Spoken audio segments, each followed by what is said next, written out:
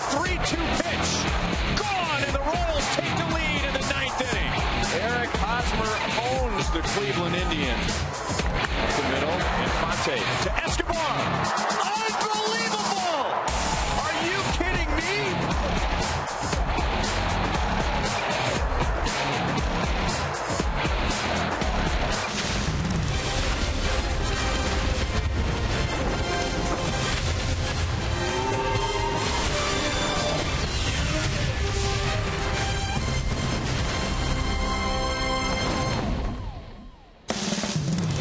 Royals baseball is presented by Academy Sports and Outdoors. After a take your breath away victory last night, the Royals are right back at it again today, and a chance for a 3-game sweep over the Cleveland Indians. Hi, everyone, and welcome back to the ballpark with Rex Hudler. I'm Ryan Lefevre. Joe Goldberg and Jeff Montgomery are coming up in the next segment. Well, there was that dazzling play in the ninth inning, set up by a very good play by Eric Hosmer in the seventh inning defensively. His home run in the top of the ninth inning. He has been our most trusted player, brought to you by the most trusted brand, Honda, Eric Hosmer. Wow, he is really putting on a clinic. The weather is heating up, and so is he.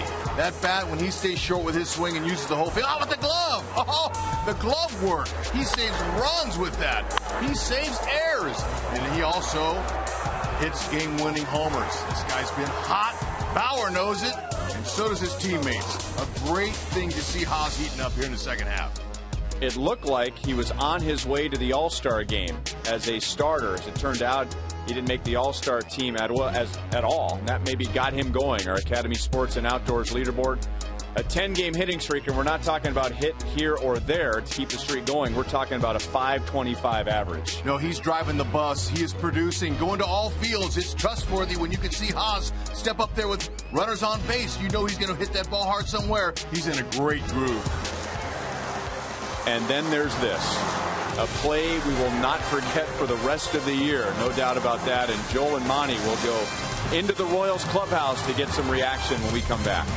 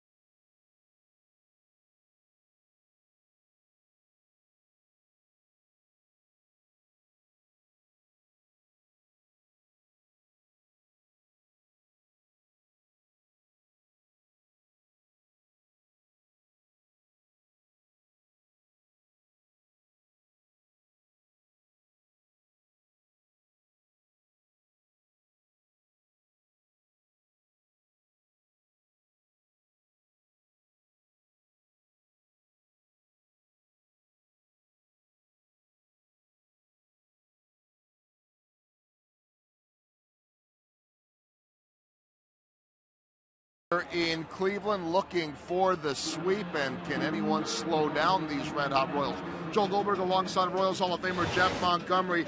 We know better than to think we've seen it all with this team. Yeah, every night we see a different play. And one thing about this Royals team, they don't beat themselves. In fact, some nights they find ways to beat the other team. We saw it last night with the defense. And that is our AT&T U-Burst Rewind. Remember, this is a close game, 2-1, and then this unreal play somehow, some way gets it done. Went into the clubhouse this morning and asked, what's the best defensive play of the year? The Gordon catch into the stands in Chicago, the Dyson Willie Mays-like catch earlier this month, or last night's spectacular play? Oh man, wow, that's a tough one. Can I get a tie for all three? Is that? I mean, between all the plays we've made all year. I mean, you can name 17 to 38 plays we've made all year. I mean, it's kind of unbelievable the way this team plays. Yeah, it's a really good play from last night. Omar, when I see Omar and when he got the ball, I say, give me the ball, and they throw me the ball. I know the catcher is running. That's a great, unbelievable play. They've made more than 17 to 38 great plays. That's a reference to a rap song. They've challenged themselves to use that in every interview. These guys are having a lot of fun. Well, they're having a lot of fun, and their record is 44 plus 17 and 38, so they're having even more fun by winning all those games. That is way too much math, Monty, but a very astute point. Jeremy Guthrie looking to lead the Royals to a sweep. Afternoon baseball, or still the morning in Kansas City. First pitch coming up next.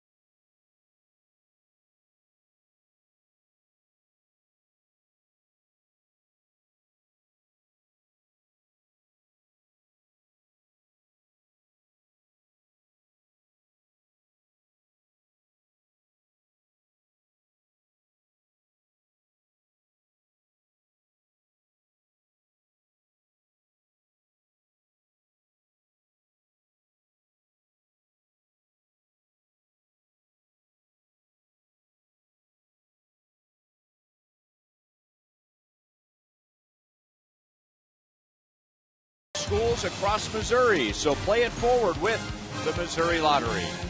And by your Kansas City Chevy dealers, visit your local dealer for great prices on all the new 2015 vehicles today. It has been a great visit so far to Cleveland. Beautiful weather. The Royals have won the first two games. They have not swept a series here in 12 years. You have to go back to June of 2003. Royals had a big night on offense in game one, winning 9-4, 9 runs, 11 hits, 2 home runs. Last night, all it took was 2 runs, 5 hits. Drew Buterra back to the plate. Paulo Orlando will be in left field, so Lorenzo Cain and Salvador Perez are out of the lineup. All to face Corey Kluber, who is 5-11 this year, 1 year after winning the Cy Young, and 0-3 against the Royals. Yeah, now that 5-3 record indicates that he's not getting a lot of run support, obviously. He's just getting 2.61 runs of support, but his ERA is respectable. He's a former Cy Young Award winner, and he's good. He'll be a challenge. Fastball, he sinks it and cuts it. Curveball, changeup, averages 92. He's got good stuff. They all know him pretty well.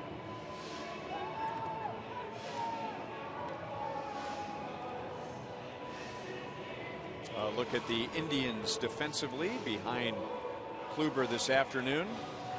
Cleveland has had a couple of rough years defensively. Last year they led the major leagues with 116 errors. Roberto Perez, good throwing catcher, and he threw out Lorenzo Cain late in the game. It'll be Yan Gomes behind the plate this afternoon. So Gomes started Monday. He'll start today. They have some really good catchers that can throw. I mean, 2 of them, over 30%. That's excellent. Good for them. It's not transferring into any W's, though. That's the bottom line for Terry Francona. Those Royal fans, they're saying pedal to the metal, step on their neck today, please, for us.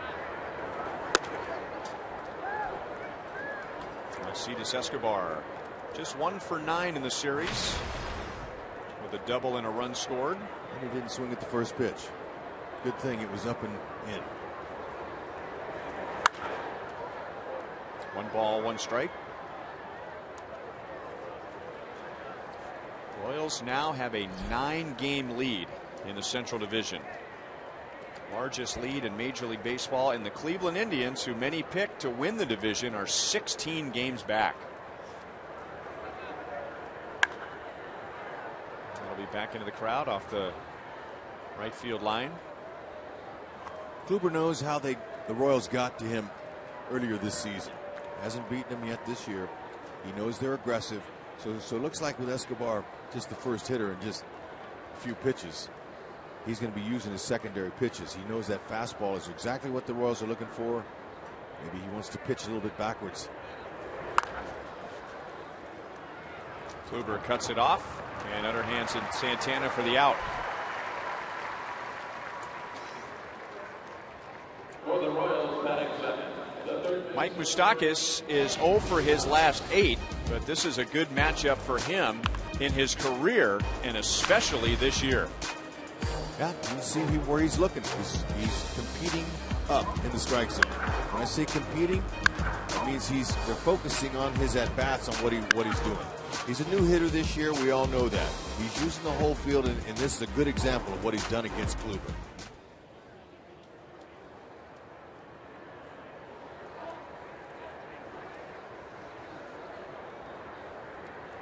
But the Tribe defense still doesn't believe he's going to go to the opposite field, playing him that little 3-man shifter they got over there.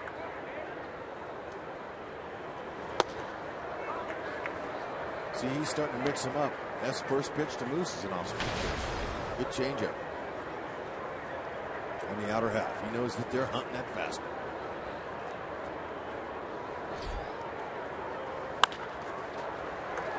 Into shallow right. And that time the shift worked perfectly for the Indians. 2 down. For Kansas City, batting third, the designated hitter, number 25. Our Toyota League leaders for today, and with that great bullpen. And more so last year than this year, the Royals played a lot of very close games, but still in the 1-run games they have played this year, they are 14-8. So not a very high total compared to the rest of the major leagues, but the best winning percentage in those 1-run games.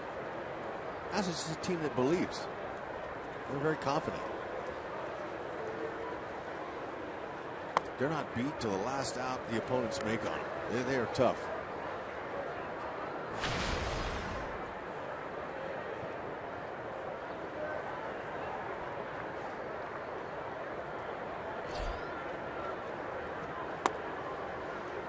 Two-0 on Kendrys Morales. He had a big game on Monday, drove in 3. Back up tied for the league lead with 68 RBIs.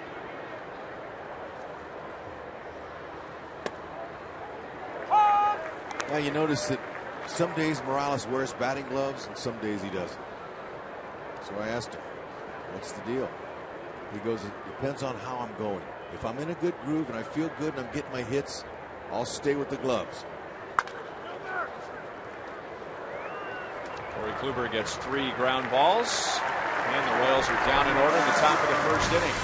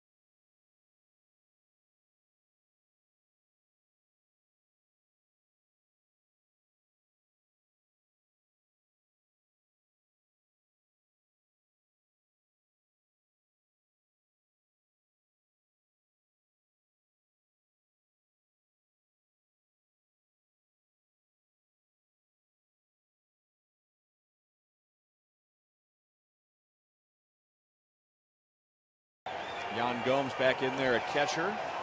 Tyler Holt was called up from the minor leagues with David Murphy being traded to the Angels last night, so he will play in left field and bat ninth. He only has 3 big league at bats so far this year.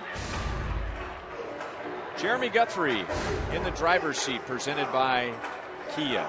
Strike one is important for every pitcher, but for Guthrie, who's not the strikeout pitcher he once was, there is a big difference for Guthrie if he is 0-1 compared to 1-0. A difference of 111 points with the opponent's batting average. And for every pitcher, it's important you stay out of the middle. It's hard, make mistakes, plate's only so big. Guthrie's just given up 5 home runs in his last 10 starts. It's good for him. He's got a nice array of pitches that he'll throw. Fastball, changeup. He cuts his fastball, curveball. 90 to 94 on his fastball. Maybe a little bit under 90 at times, but we've seen some 94s and some 95s from Guthrie this year. Very strong guy, takes good care of himself, and well prepared.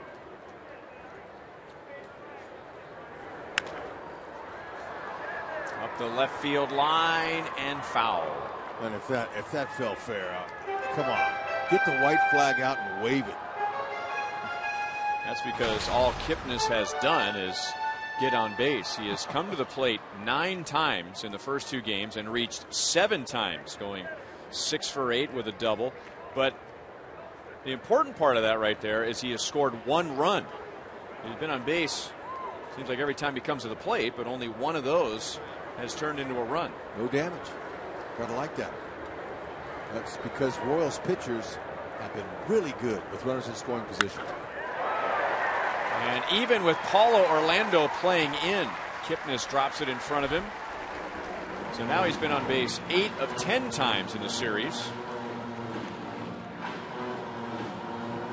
So he is now hitting .332, and leadoff hitters in the American League getting on base, no competition. Jason Kipnis and then everybody else. Adam Eaton has 30 fewer times reaching base than Jason Kipnis. Wow. You know, he didn't want that doinker. He wanted a clean liner. That's exactly what he did. Adjusted. Guthrie, he's given up some pretty good numbers to these guys. They've got some good numbers on him offensively. They've hit him good track record against the Cleveland Indians. Guthrie's had his issues here in 7 starts at Progressive Field. 2-4 with a 6.02. So this is a launching pad. He's got to keep that ball down and underneath their bats.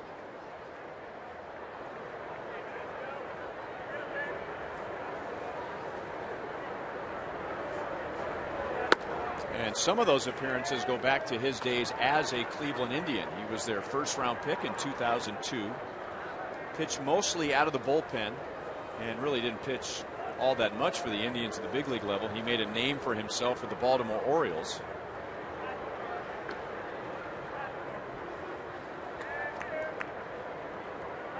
Put on waivers by the Indians. He signed a big league contract out of college, so his timetable was not a very long one. That is just foul.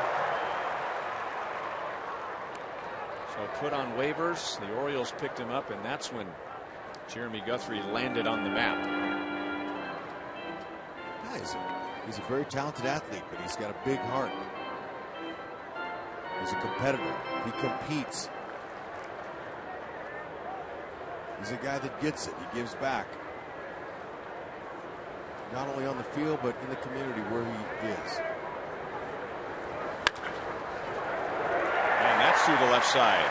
Francisco Lindor with 2 strikes puts it in play. And the Indians have 2 on with nobody out. Middle of the order coming up. Last night was very special for a lot of reasons. The win, number one, but the way to end the game, incredible. Had the whole country buzzing this morning about that play. Royals defense presented by Ford, and the Royals have been the leaders by a pretty wide margin all year in defensive runs saved. They added 4 more of those last night, so they are now plus 47. It leads the major leagues. Arizona Diamondbacks are second.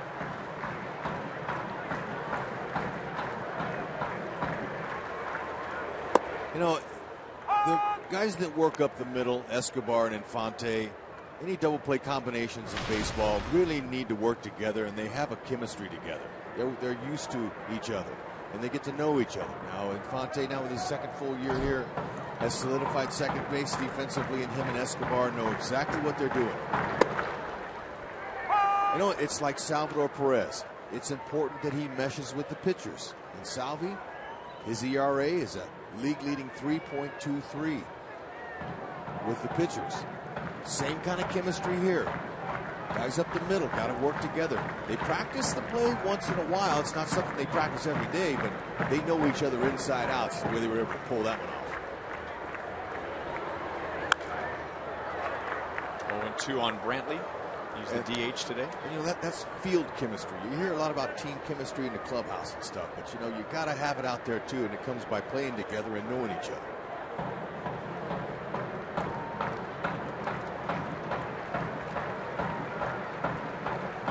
Guthrie needs an out. He's induced 5 ground ball double plays so far this season. He's got him in it. He's got that good changeup that goes down, curveball that goes down. He really wants to bust Brantley inside. That's 4 straight pitches, fastball or otherwise, in on Brantley. Good cutters. He's going to use that in on him, try to break their bat, and also get him to pull one over there to Infante.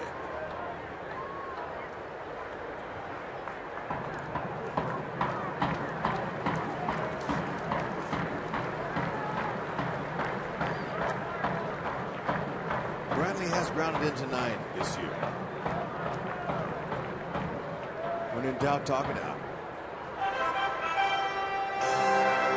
Drew Butera's Royals debut was with Guthrie on the mound, and as Ned Yost is finding spots to give Salvador Perez a break.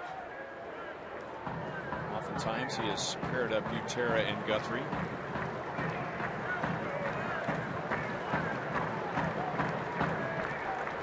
Again inside, and he strikes him out with a fastball.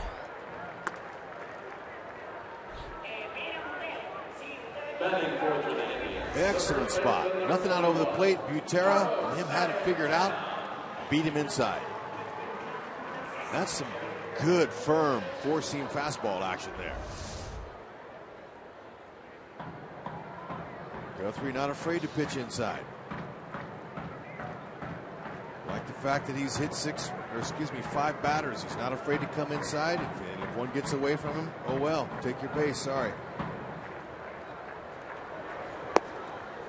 Curveball drops in for a strike to Carlos Santana.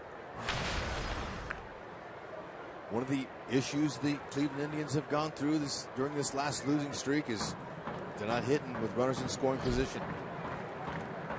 Guthrie wants to keep it that way. Inside again, and along those lines, Jeremy Guthrie with a 5.35 ERA. You look at areas that have hurt him, and he has not pitched as well this year as he did last year with runners in scoring position. Boy, he's just one pitch after another inside on left-hand batters in this inning. Indians just 3 for 14 in this series with runners in scoring position. And one of those was an infield hit, and they didn't score a run on it. He wants to keep it that way.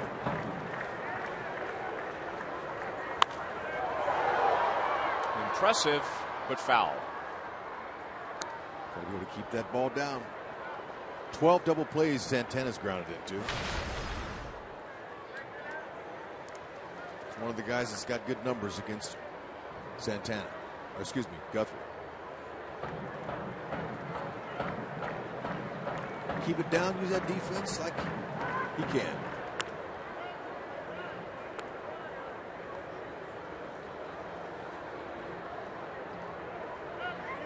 Paulo Orlando in left has 2 outfield assists this year. Dyson in center has 4. Rios has 3 in right. Good arms. Close. 3-2. Okay, that's a good 2-seamer that almost made it. But one of the problems with Santana this year is he's a run producer. He drives runs in. But sometimes in situations like this, he's up there looking for a walk. That's been frustrating the Indians. I'm surprised to not see him swinging here anywhere. And he takes the walk, so they're loaded up with 1 out.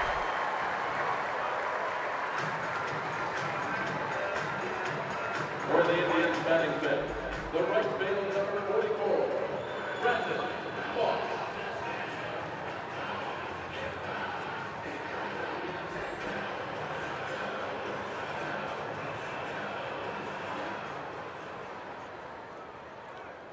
Indians is a team 133 average with them loaded. Moss just 1 for 8 this year with them all loaded.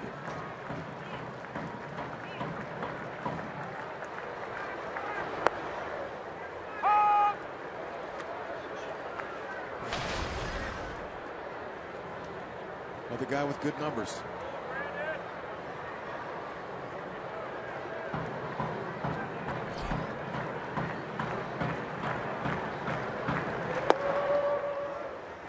So 133 as a team with the bases loaded. The season ended today. Terry Francona's offense would be the 2nd worst all time.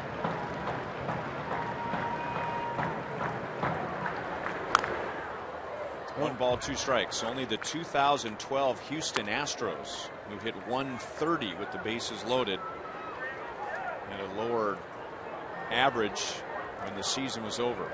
It's amazing. It wasn't supposed to be this way. He's rooting for a Moss here bigger than anybody. Down the count 1-2. Guthrie has a chance to help himself get out of this inning.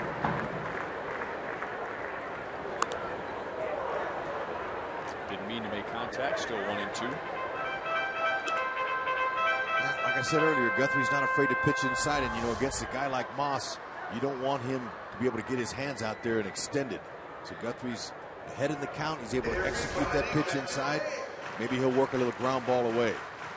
Gutierrez talking to him about the pitch they want to execute here. That ball hit the knob of the bat. Yeah, it looked like it got his hands. Because it was down in the hand area. And getting a second look at it, sure enough, and he almost tried to pretend to hit it. He's got to minor league umpire, minor league call up behind the plate. He's got to sell that a little more, doesn't he? Does he hit him on the hand? You better believe you sell it. 2-2. I think he wants to hit.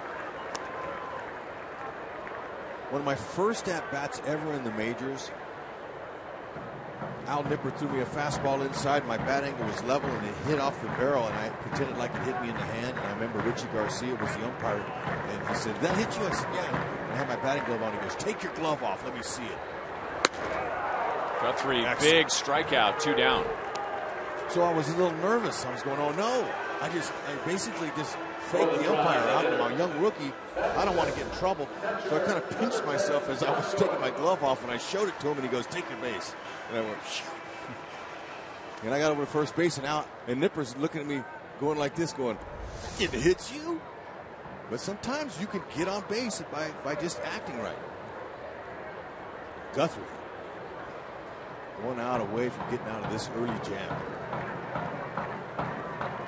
Cleveland catcher Yan Gomes, and his slider's in for a strike.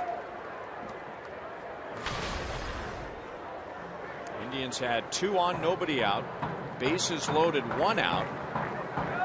And now Guthrie 1 batter away from getting out of this. It has cost him 27 pitches to this point, and now 28, but he's ahead, no balls, 2 strikes.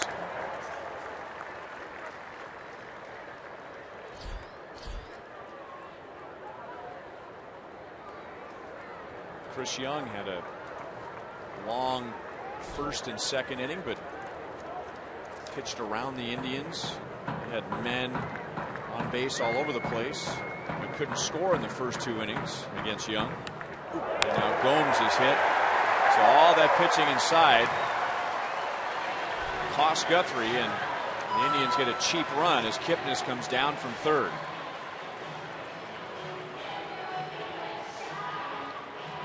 So kind of dealing with the law of averages there, and you make that many pitches inside. Yeah, no, you're right. He's been trying to keep it away from their bats, setting up his pitches, and that's what happened. And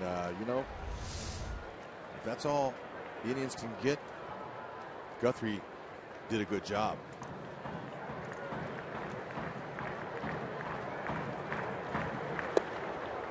Late on a slider, Giovanni Urshela has done well lately. Rookie third baseman has hit in 7 straight.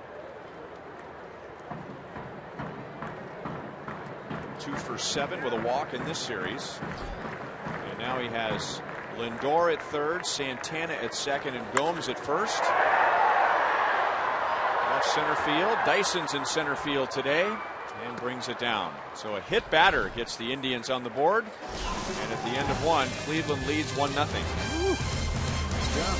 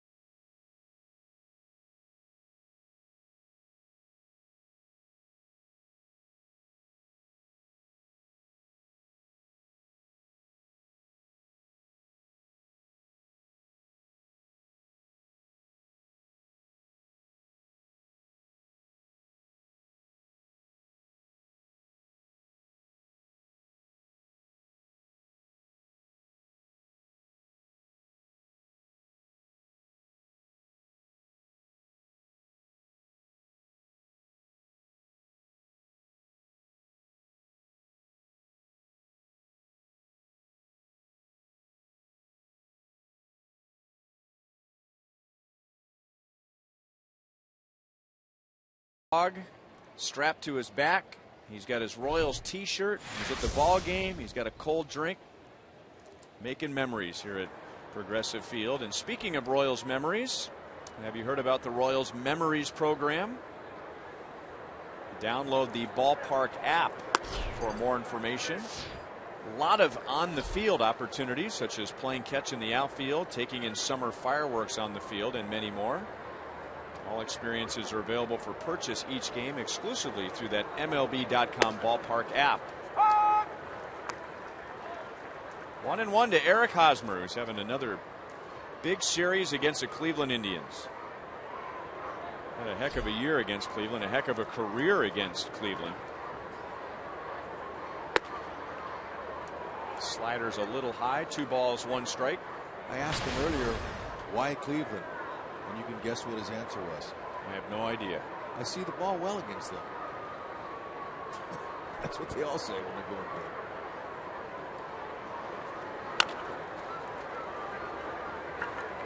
good. Kluber has faced 4. He's got 4 ground ball outs. I thought he was going to say, I have no idea. It just works out that way. Well, that's the general term, and it's the truth, because there's so many cliches in baseball, but that's just you're picking the ball up out of the rotation better for some reason. Well, here's what we noticed in the first inning. Kluber going with more secondary pitches early in the count against the Royals, who are so aggressive. And if he has an Achilles heel, it would be the first 2 pitches of an at-bat, which would be a good matchup for the Royals because they're always ready to swing. Now, once you get to pitch 3 and beyond, look at the dramatic turn for the worse if you're a hitter. From a 400 opponent's batting average to 181, and the Royals love to swing early. Hitters make adjustments, and so do pitchers. Especially when you face a team in your own division multiple times, you've got to figure out a way. And so you sit down with your pitching coach and you go over your last few starts and you say, here's what I'm doing wrong. I'm going to do some stuff different. It's a good cutter there. He's got the stuff. And the biggest issue he's having as far as winning games is he's getting no run support. So throw that out the window. He's tough to hit when he's on. Throw his record out. Records don't mean a whole lot. That ERA sure does. Good hard cutters.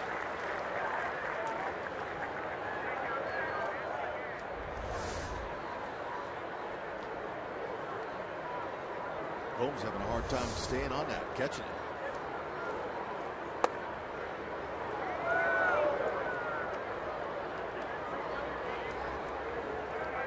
Orioles might have got away with one there.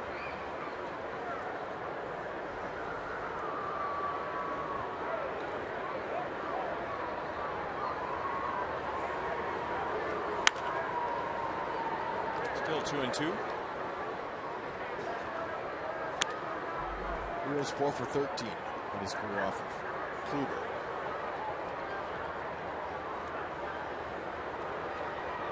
Hardly any wind blowing here today.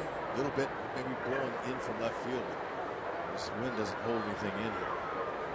If you hit it good, it's going.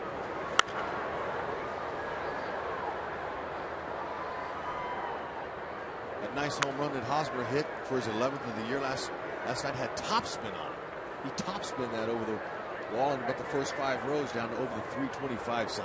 So this is a ballpark that hitters love.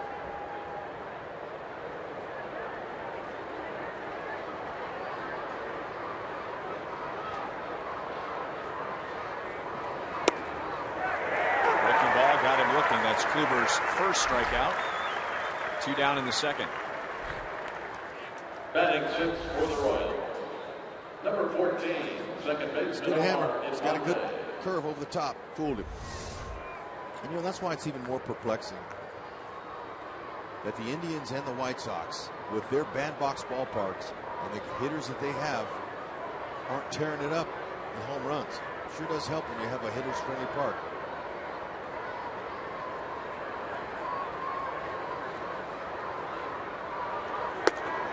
I've heard Ned Yost more than one time say when he was asked the question, how come your Royals don't have a lot of power? He said, when you put us in a ballpark that we can hit them in, we'll show more power.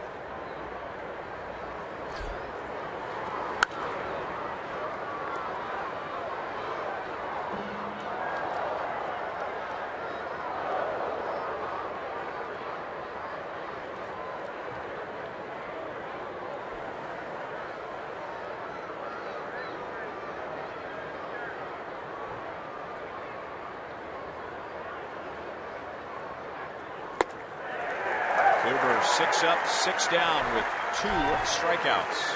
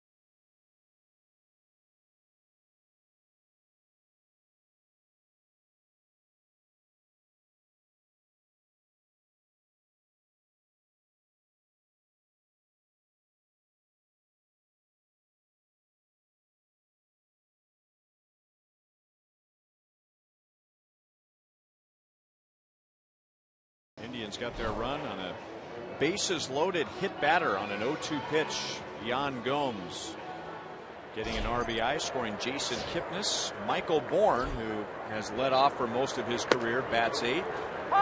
Is a good man to start the inning. Takes a strike. He had 3 stolen bases in last night's game.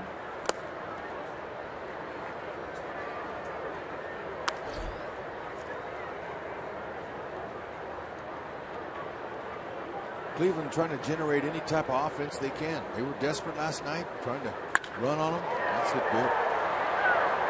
Mason back, it's over his head and off the wall.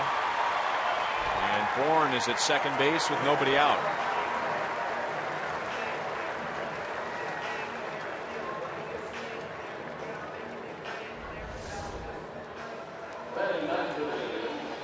Right over the middle, short and compact. Bourne's been swinging a good bat.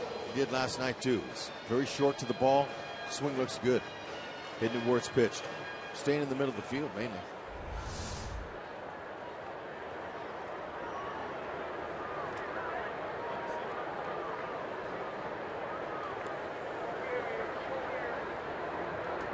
Well, the Royals are prepared for a butt with Tyler Holt at the plate. And he does bunt back to Guthrie.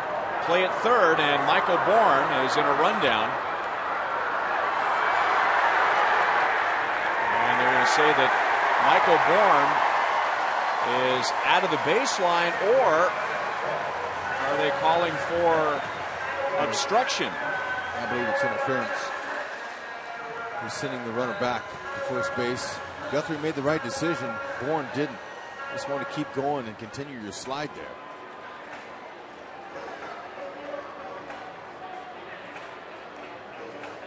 So it was a fielder's mistake.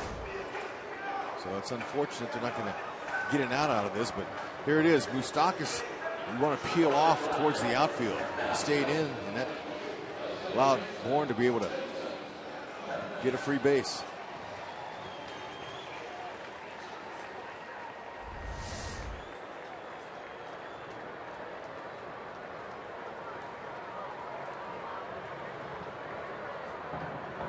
Royals had a break there for a moment on the poor bunt by Holt, but because of obstruction, Bourne gets third and Holt is at first base.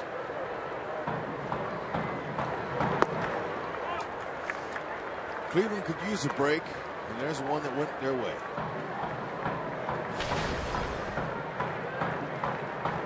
Bourne comes all the way and slides in there. They got an easy out.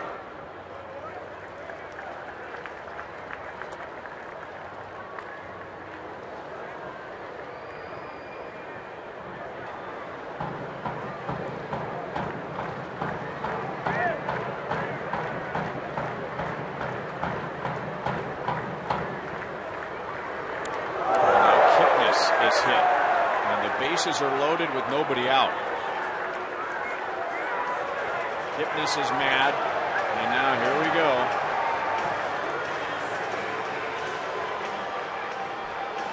The scouting report was to hit Kipnis so the Indians would have the bases loaded with nobody out in the second inning. Come on.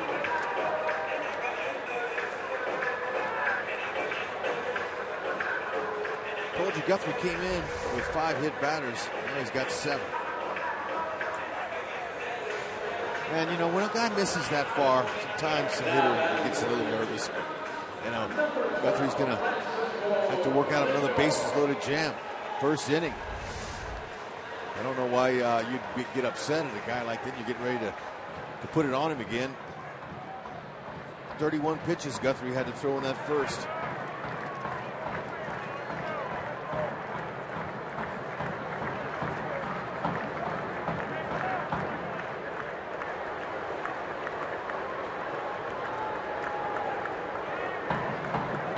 Bases loaded, nobody out for Francisco Lindor. Not to mention Guthrie pretty well established in the first inning that he was going to be pitching left-hand batters inside. If you're wondering the scoring on that play, it is a sacrifice bunt for Holt and then an error on Moustakas. Fielder's interference or obstruction. And now fly ball to center. Dyson will make the play. 2 runners will tag. Bourne scores. Holt goes to third. And Cleveland leads 2-0.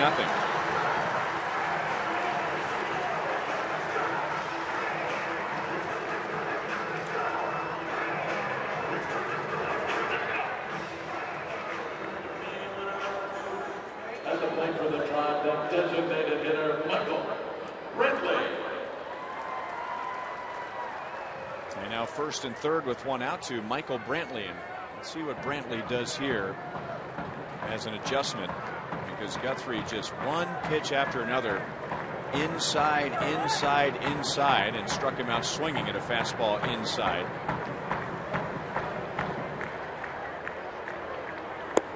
And now down and in, ball 1. Rookie Tyler Holt did a nice job of tagging up and advancing, going to third base, keeping their inning alive. It's good base running, and he's a good base runner.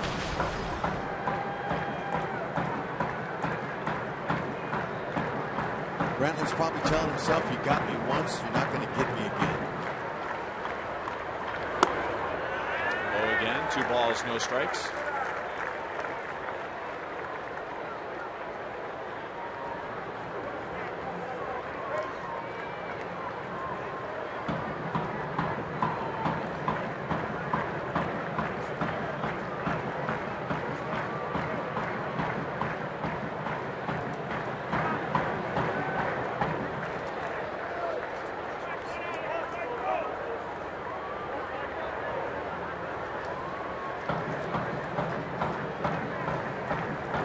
Best hitters with runners in scoring position. Matter of fact, he is their best. 356. Struggle.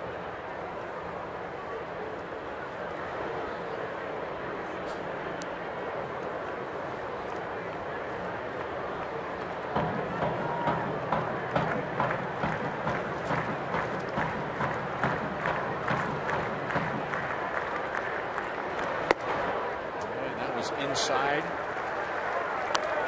3 balls, 1 strike, so the pattern continues. Brantley is one of the best in the game career against the Royals. He's had some huge games against KC, but they pitched him well this year. But a .335 career hitter against the Royals.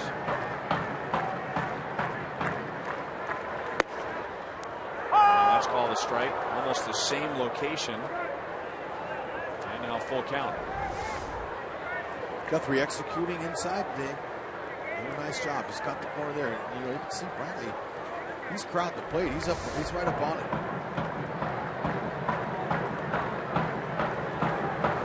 Try and tie him up again. Throw to first. Kipnis is picked off. Oh, that was nice. Showing some quick feet there. At least for now, he is picked off. He's convinced he was safe. Terry Francona is going to have his replay coordinator take a look at it. Kipnis may have done a little nifty move to get around Hosmer because the throw clearly beat him. Guthrie's cat-like quick with his feet. Look at that nice long cord they have in the Indians dugout. Yeah, that's helpful. We don't see that, do we? It's usually attached right there to the wall. Taking him a little while to check it out, though. And he wants to try it again. First base umpire is Eric Cooper. So he and the crew chief, Gary Cedarstrom, will put the headsets on and take another look.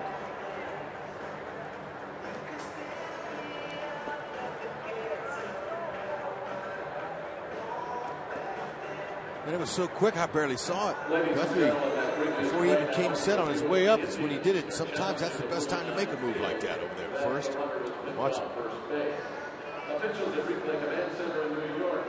Well, his hands were set. He was holding a long period of time. Look close. That angle is going to be tough to decide. And that one, too.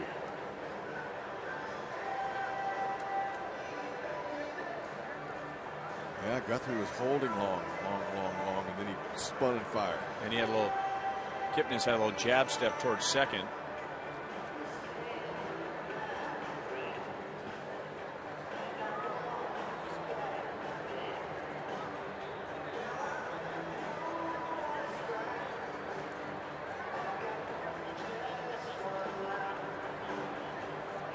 And now the umpire in New York, he is at the mercy of whatever camera angles he has.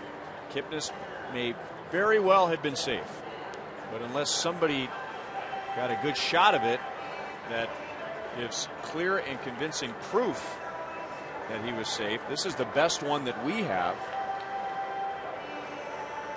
You really can't see whether his hand got to the bag because Eric Hosmer's body was in the way, and the Indians are a Fox affiliate, Fox Sports Ohio, so we are sharing camera angles. So we're showing you everything that they have, and Kipnis is out. Now, he can't believe it, but the reason is there was no angle that showed that he was safe. Well, the one replay I saw, it looked like he touched the base on the right field side of the first base. Instead of hitting that corner right there closest to it, looked to me like his hand was on the far outside part of the base. Well, we learned this year, though, it looks like isn't good enough.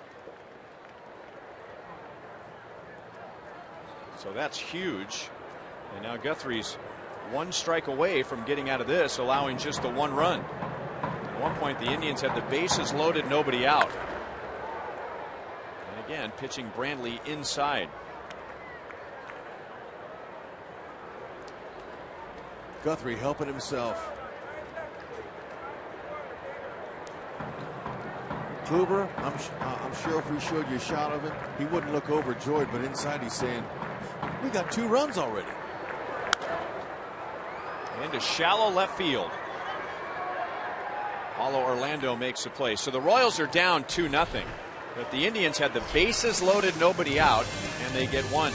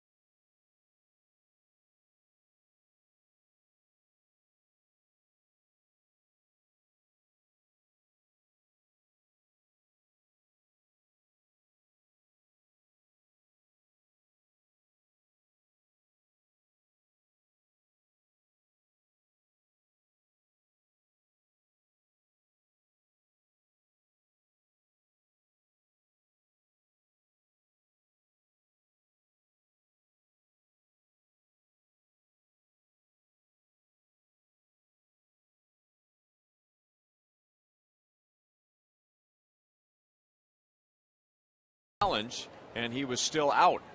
Well, I noticed where his hand position was. Usually the runner's going to go back and he's going to go for the corner right there. But his hand was all the way 3 inches further on the right field side of the base. Paulo Orlando leads off and takes a strike. It looked to me like he missed the corner. And obviously he's frustrated along with his teammates.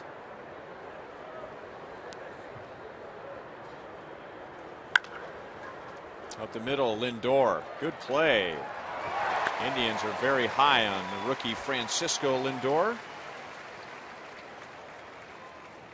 And Corey Kluber has set down the first 7 Royals.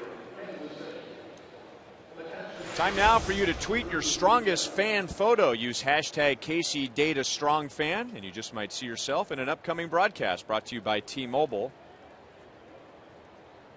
That is hashtag KCDataStrongFan.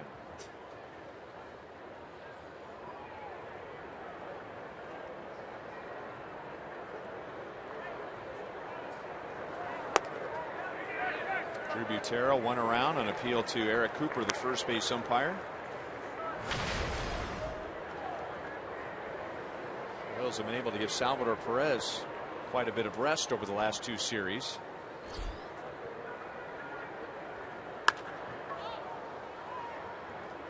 Moss in right field, and now 8 in a row retired by Corey Kluber. Perez did not start one game in the Houston series. He was a DH in another game, and now in the 3rd game of this series, Butera's behind the plate. A reminder, as you enjoy a cold one, to look forward to Miller Time later in today's game, brought to you by Miller Lite. Nope. Ned's banking these wins. 9-game lead over Minnesota today gives him more time to rest guys. Last year it wasn't like that. There was a sense of urgency every single game. He had to go with his guys. Santana to the bag. 9 up, 9 down against Kluber, but because the Indians haven't come up with a big hit, the Cleveland lead is just 2-0.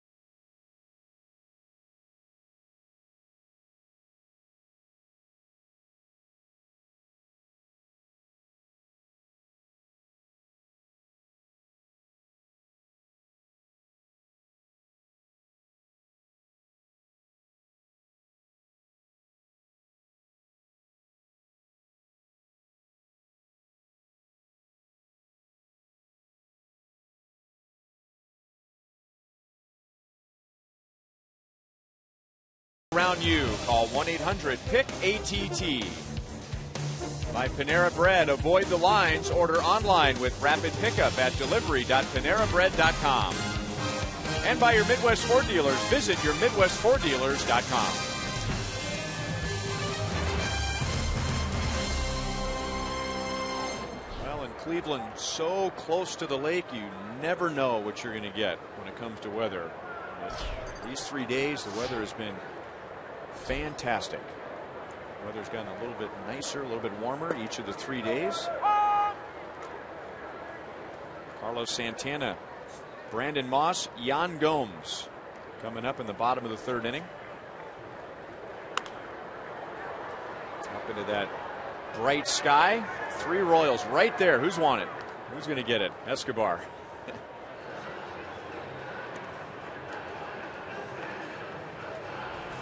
Mike Sweeney is honoring his role models at his Royals Hall of Fame induction, and he wants to help Royals fans thank the role models in their lives. Mike will select 29, which was his number, 29 Royal role models to receive 4 tickets to his Royals Hall of Fame induction game on Saturday, August 15th, when the Royals host the Angels. Each winning role model will also receive an item autographed by Mike. So nominate someone special in your life. Email your story of inspiration in 1 paragraph to mymentor@royals.com. mymentor@royals.com.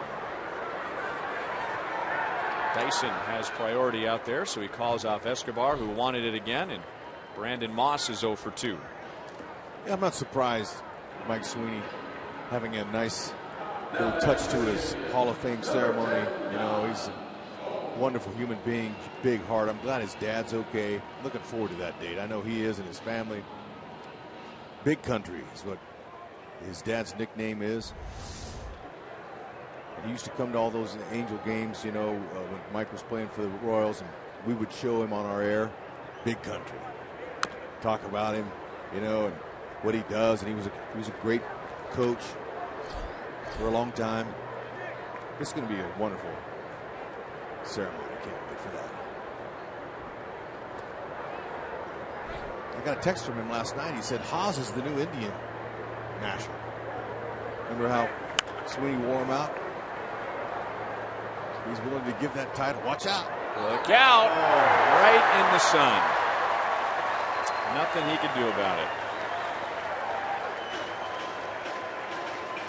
It's almost impossible, but Omar Vizquel, who played here for a long time, the way he would handle a pop-up like that, he would turn his back to the infield.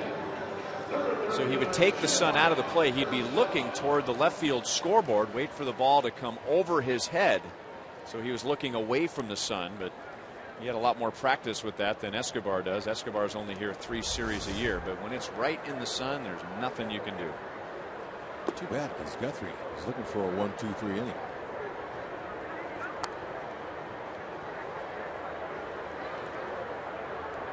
Players nowadays, modern players, when they wear glasses, it's the kind that you put on. It's not the conventional old style. They used to have flip downs where you could flip them. You lift them up when you were watching the ball cross the plate, and then when the ball went up, you would reach up and flip them down.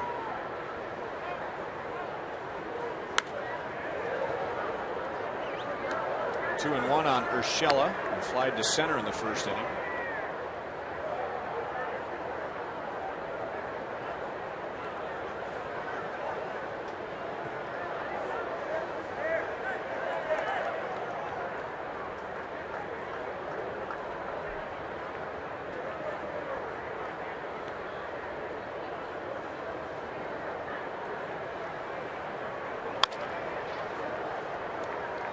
Escobar, and he was a magnet this inning.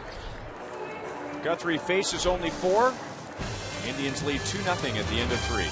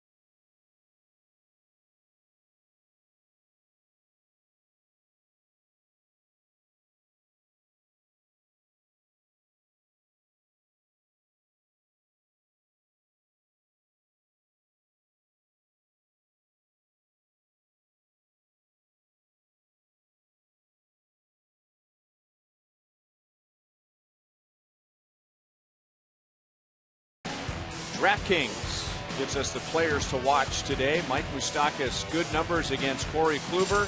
Brandon Moss, good numbers against Jeremy Guthrie. So they are on the list.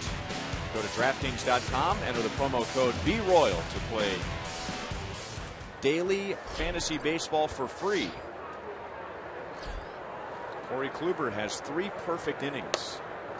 And he misses inside to Alcides Escobar to begin the 4th inning. No first pitch fastball there. Just missed.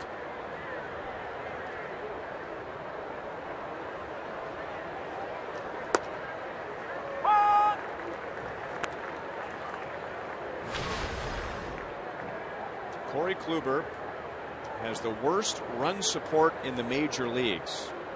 Last year in winning the Cy Young, he was getting about 4.5 runs of support every 9 innings. But this year, 2.61.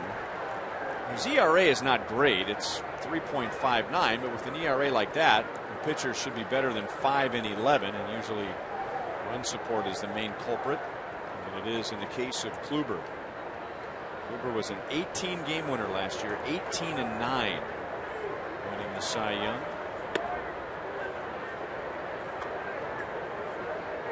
Kluber here, he's got 3 variations off his fastball. He sinks it and he cuts it.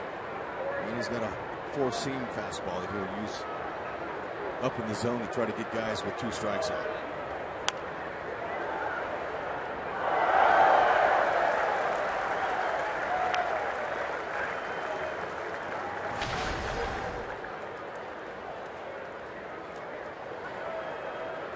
Orioles just starting their 2nd time through.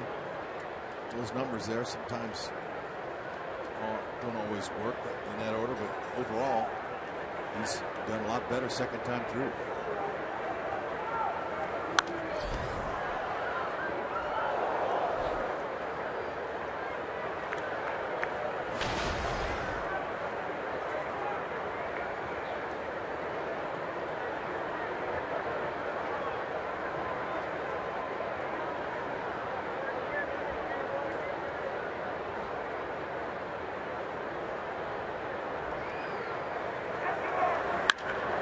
Hit hard. Lindor with a slick backhand play. Santana jumped for some reason. And Escobar is out. Santana almost messed that play up. Stepping in for the Royals, 3rd baseman Mike Moustakas. He's not a natural first baseman. He's trying to get better. Good soft hands. Handled that liner with no problem.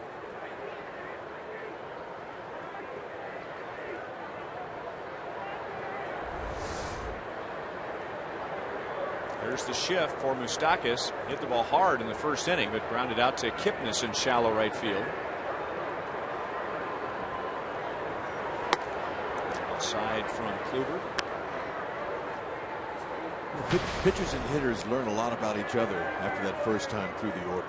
And whatever they remember for the 2nd time, if they don't, if they forget, it's up to the catcher to remember.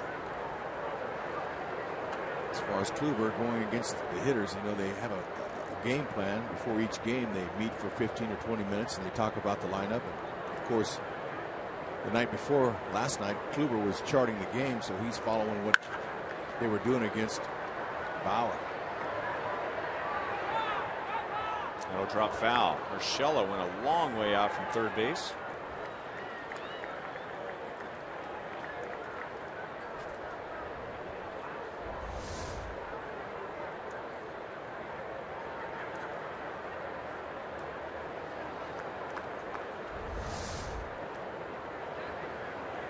He is the lone infielder on the left side.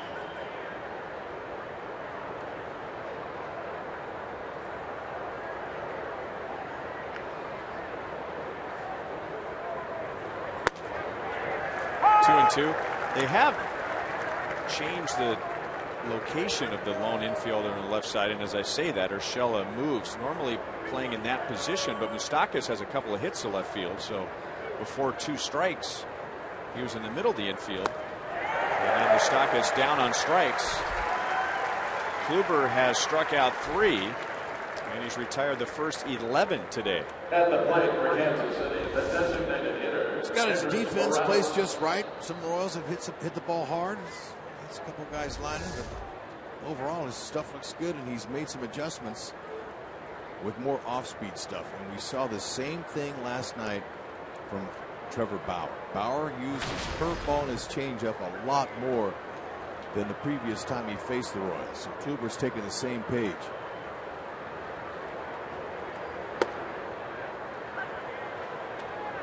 A lot of first pitch breaking balls.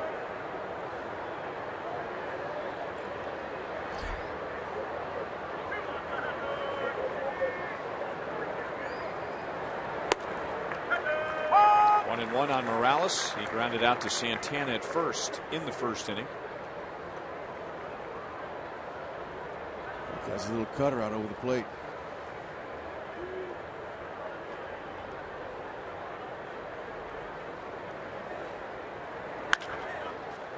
And out to Kipnis. Kluber's really kept the ball down on the Royals. Mostly strikeouts and groundouts. The Royals only have one out in the air in Kluber's 4 perfect innings.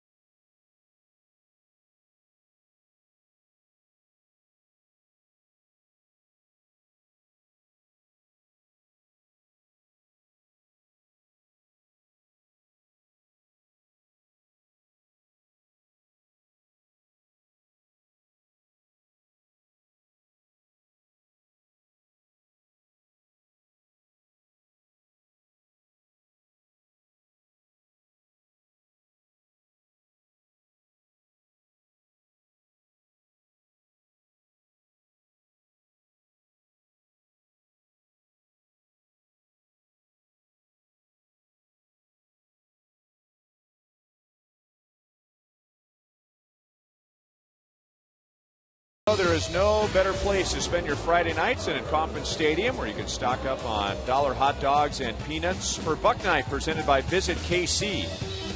And then stay after the game for a spectacular fireworks show, courtesy of Hy-Vee and Pepsi. That's Buck Night and Summer Fireworks, coming up August 7th with the White Sox in town. So a week from Friday. Royals.com, 1-800-6-ROYALS for tickets. Michael Bourne jumps on the first pitch, and Mike Moustakas. It's a tough Sun field on that side today, but Moustakas makes the play. That is ruled a fair ball catch. And 1 pitch, 1 out for Guthrie. Talked about the modern day glasses. They cut the glare down. They do a nice job so you don't have to squint, but he goes right to the glove right away. That's the best way to help you catch that ball. You use the bill of your cap, your glasses, and your glove. You use everything you can to try to block that sun out.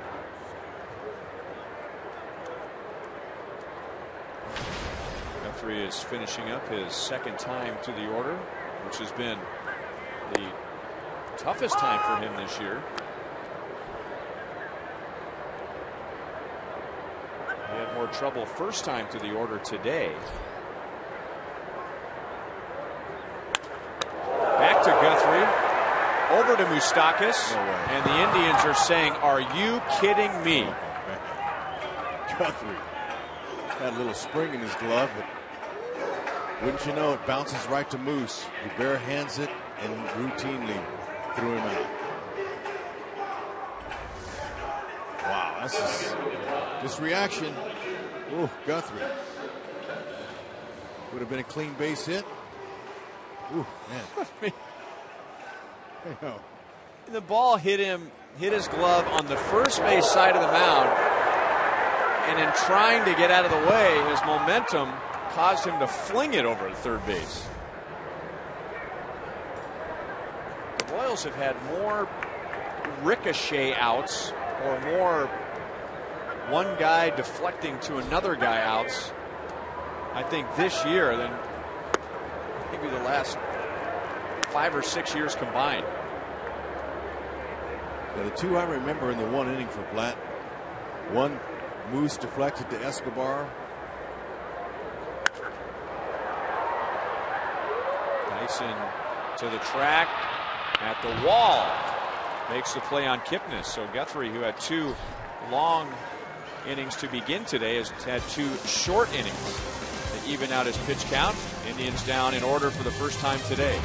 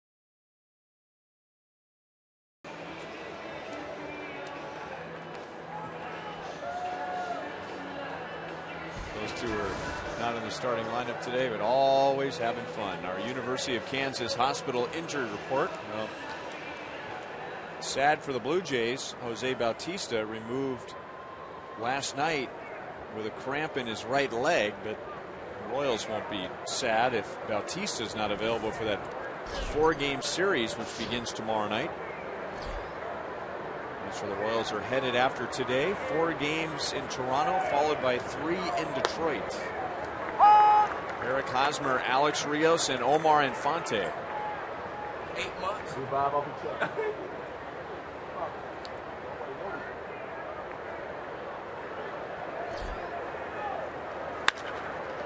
And there's the Royals' first base runner. Tyler Holt goes all the way down into the corner, and of course, it comes from Eric Hosmer, who has an 11-game hitting streak, and that is his 7th hit of this series.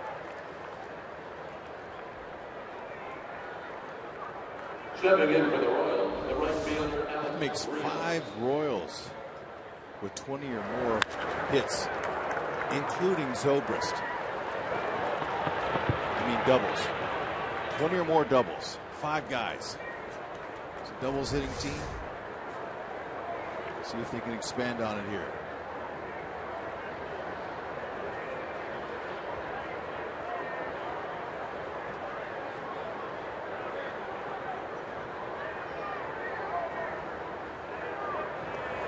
Well, we bring it up every time, even if you're a Cy Young winner like Corey Kluber, because it can be an adjustment when a pitcher goes several innings pitching only out of the windup. It can take him a hitter or 2 or more to get comfortable pitching out of the stretch. Sometimes the very first hit allowed can lead to the second, third, and fourth hit very quickly, but Kluber gets a Fly ball to Michael Bourne off the bat of Alex Rios. And there is one down. Let's go to Joel. Well, guys, this morning, Johnny Cueto threw his first side session as a Royal under the watchful eye of pitching coach Dave Island. And talking to Dave, his impressions were that he said, this is a guy that has a plan and knows what he's doing. What he noticed, and there you see Dave in the background, throws 6 different pitches, 4-seam, 2-seam, curveball, slider, cutter, and change, all to both sides of the plate. He said, I'll stop short of saying that he has multiple deliveries, and while you'll see him over-rotate and do different things, he said his hands break at the exact same spot every single time, and so his timing is the same every single time. So there is, even though it looks like it, incredible consistency. He said he's a guy with tremendous body awareness and incredible body control. We'll see much more of that on Friday. It's interesting watching him yesterday. The first footage we had of Johnny Cueto in a Royals uniform, he was jogging the stairs here at Progressive Field, but doing it in a very unconventional manner. Most guys will run up the stairs, maybe jog down or walk down. Good bunt by Infante, and Kluber has no play. Now the Royals have runners at the corners with one out. So suddenly the tying run is at first, and the potential go-ahead run is coming to the plate after 4 perfect innings thrown by Kluber. Infante thought he had it by Kluber, Stepping in for the but Royals. Kluber made a nice play here by not throwing it. He knows better. He's a veteran. You know, sometimes you get excited, you want the out, but all your momentum going towards third, by the time you stop and throw, you throw it away, they score a run. So that's a good veteran move. That's bunt hit number 17 for the Royals, and just the first for Omar Infante. And now Paulo Orlando. It's a great idea by Infante, and it worked. See if he can really make it work. Get up underneath him. And now he wants to bunt. So anyway, to finish the thought, we were watching Johnny Cueto yesterday, and he wasn't just running the steps. I mean, he was doing almost like the steps and some stretching and some aerobics. Squats. I mean, he turned that into a full body workout as he was going up and down the steps at Progressive Field. And getting back to what Joel was saying, that Dave Island said he has great body awareness, great coordination. 0-2 on Paulo Orlando. Yep, so he's working the outer sides of his legs there. And by going upstairs, you see the squatting action. By going upstairs, you're working on your endurance with an incline, steps. You don't see a lot of position players doing that kind of conditioning, mainly pitchers. And that went on for a long time.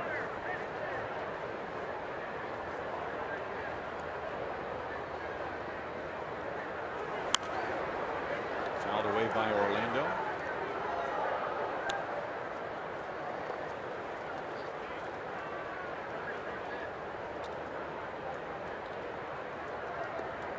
Ryan, I talked to a beat writer from Cincinnati that was here to do a story on Johnny Cueto yesterday. He said that is his normal routine.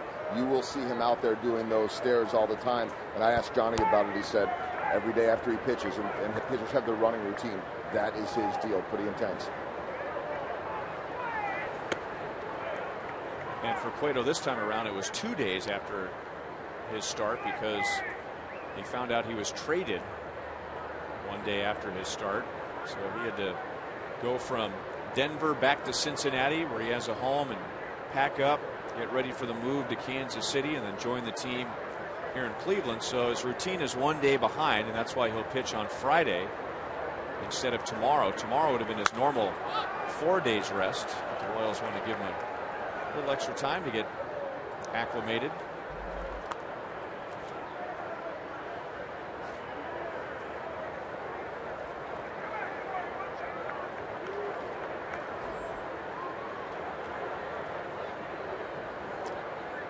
And it would not hurt Yordan Ventura one bit to stay that close to Johnny Cueto as much as he can. Another mentor. True ace. Kluber gets a big strikeout. That is his 4th. And now first and third, 2 down. Paulo had a nice play appearance going. So Kluber tricked him on that breaker. Good overhand curve.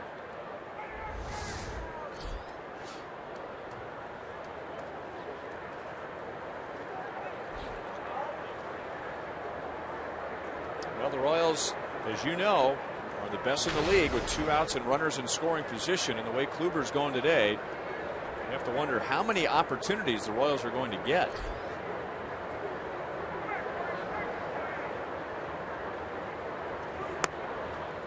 Down and away to Drew Butera. He flied out to right field in the 3rd inning.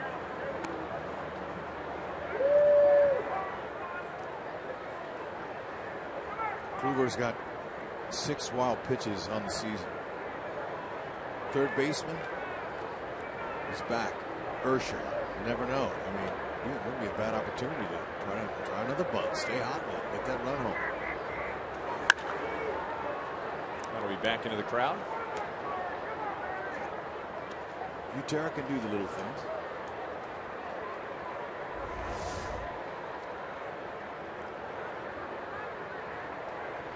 It's a good pitch to hit there out of the middle. Had a little bit of a loop in his swing.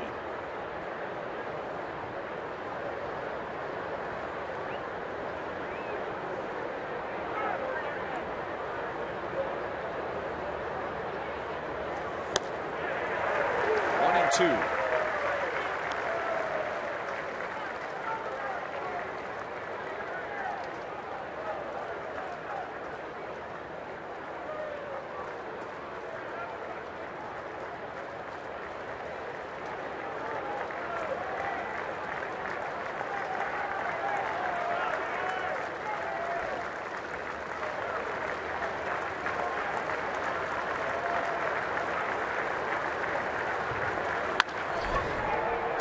To Kipnis. So it's a start. The Royals got a couple of base runners against Kluber, but they strand 2. Cleveland leads 2-0.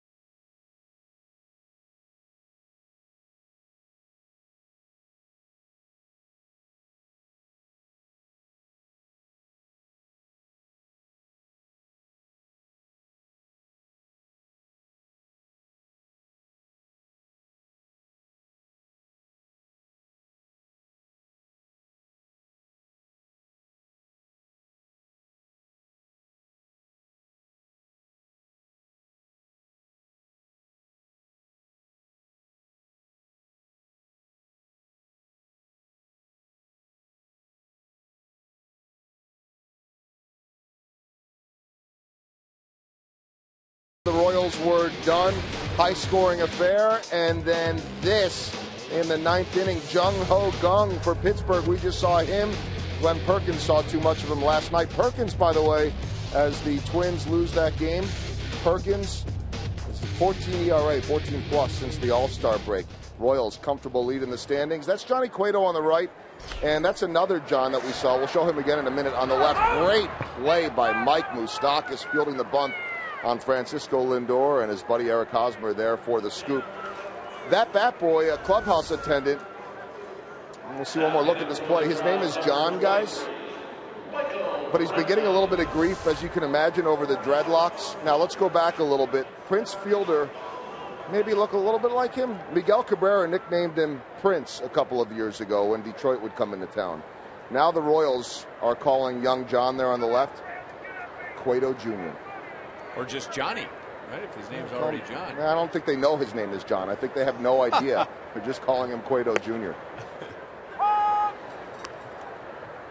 Some of the players were thinking about having some fun with the media and the fans. We knew Cueto wasn't going to get here till yesterday, but the Royals' first game of the series was Monday, and they thought about, and now another Indians hitter is plunked. That's the third for Guthrie. He got Gomes in the first inning. That was with the bases loaded. Kipnis in the second, and now Brantley and Terry Francona with a warning already been issued. He wants Guthrie gone. I will disagree with Terry Francona, and now he's thrown out, in that that's what Guthrie's done all day to Michael Brantley. He's pitched him inside, one pitch after another. And he hit him down low. But Francona's argument is, what do you mean? You warned the benches before, and now the warning was issued, and now he just hit my guy. So Francona's doing what any manager's going to do, sticking up for his team. Even though there's a warning, it's not an automatic ejection if somebody gets hit. It's just umpire's discretion.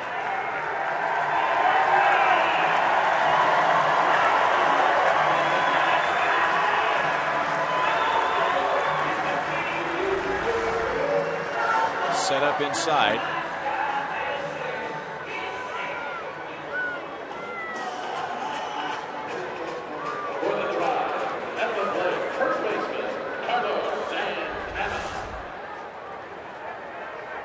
Francona hands the keys to the tribe to Brad Mills.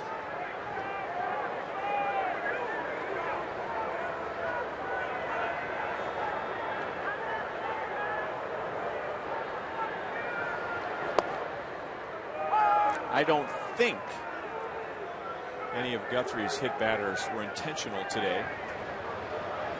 And yet 3 in the first 5 innings. I would be surprised if a Royal didn't get one on the backside or on the leg. Yep. Indians want to win this game. I mean, they're really struggling, and at the same time, I'm sure their pitchers now feel like they have to protect their hitters.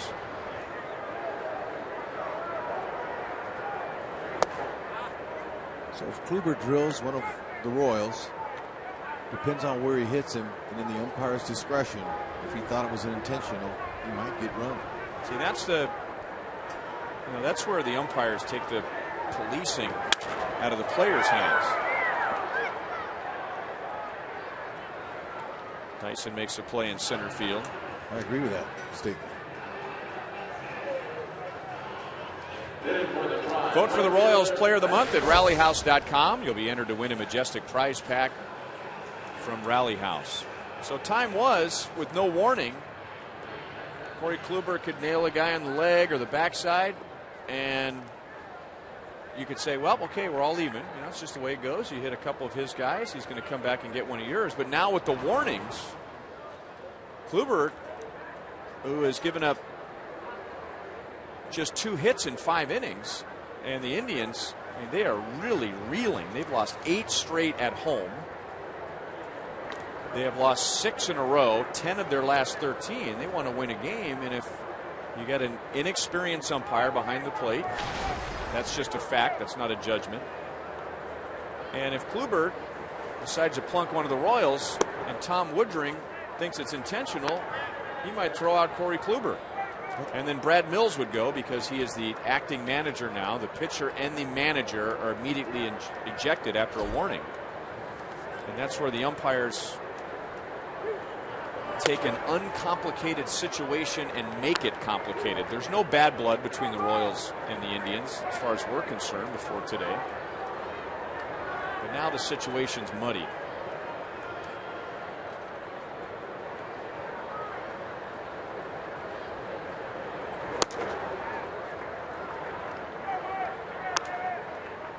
Guthrie, he likes to pitch inside. We talked about that in the first inning before he even hit a batter.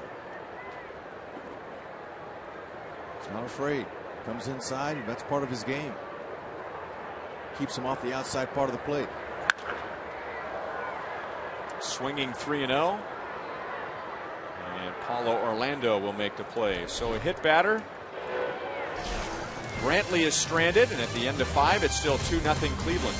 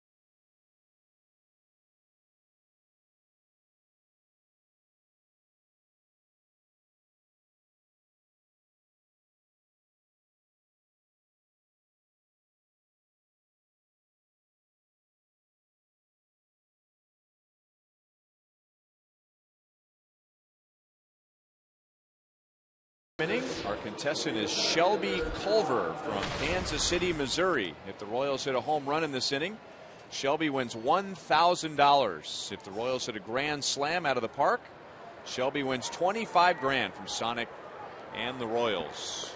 Dyson Escobar Moustakis in the 6th inning. The Royals have only had 1 inning today with runners. Corey Kluber opened with 4 perfect innings. Then Hosmer opened the 5th with a double with 1 out. Infante had a bunt single, but Kluber got Orlando and Butera without allowing a run. Let it go, young man. We're glad you made it. Thank you, Dad, for bringing him.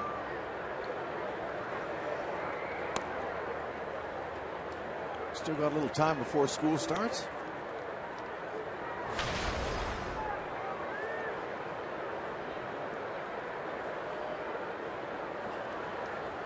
Mason grounded out to Santana first time up.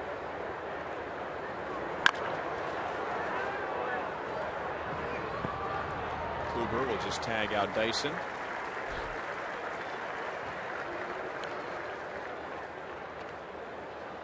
The 5th edition of T-Shirt Tuesday is coming up on August 11th. The Tigers are in town, and the first 10,000 fans receive this blue 7th inning stretch T-shirt courtesy of Sprint. For tickets, go to Royals.com/T-Shirt Tuesday or call 1-800-6-ROYALS.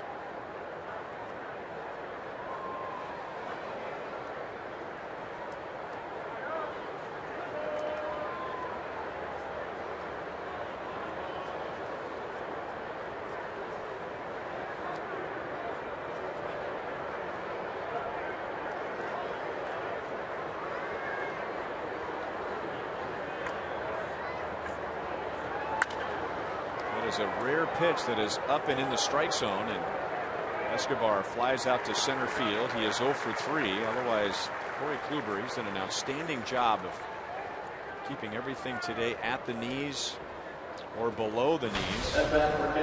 10 groundouts. It's only the 3rd ball hit in the air for an out the entire game. It's the results of fly out to center. Excuse me, of him using that slider, curve, just like Bauer did last night. He's trying to pitch exactly like the young pitcher who had success against the Royals till late. Bauer throwing his first 9-inning game. Ended up in a loss.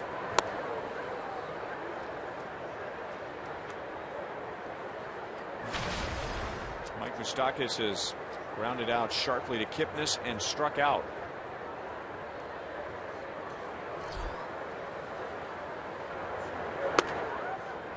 Two balls and no strikes. I would imagine with the numbers Moustakas has in his career, and specifically this year, that Kluber identified him as one of the guys that was not going to beat him.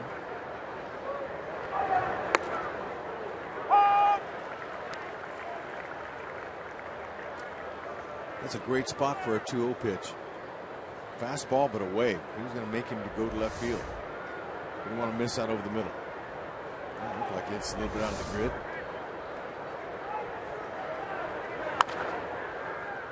2-2.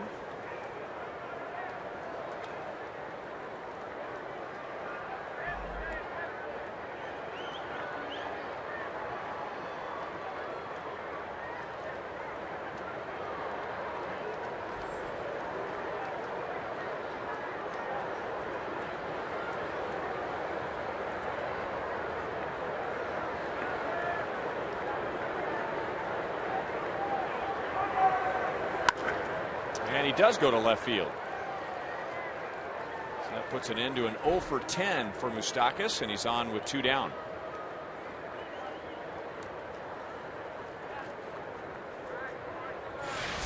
Wednesday afternoon here in Cleveland, and you know that Wednesdays at Kauffman Stadium is Student Night and local music showcase presented by Inc. Magazine. Food and drink specials exclusively for students out in the outfield experience, and you can listen to live music from local Kansas City bands. On Wednesday, August 12th, the Tigers are in town, and music from Grizzly Hand returning for another student night. $8 tickets at the box office or at Royals.com/student night. Again, that is Wednesday, August 12th. Kendrys Morales has grounded out twice to the right side against Corey Kluber, who represents the tying run. The Royals had no base runners in the first 4 innings. 12 up, 12 down. Now they've had 3 in the last 2. 1-1 on Kendrys Morales. It's been 9 games since his last home. That was off of Pittsburgh's A.J. Burnett.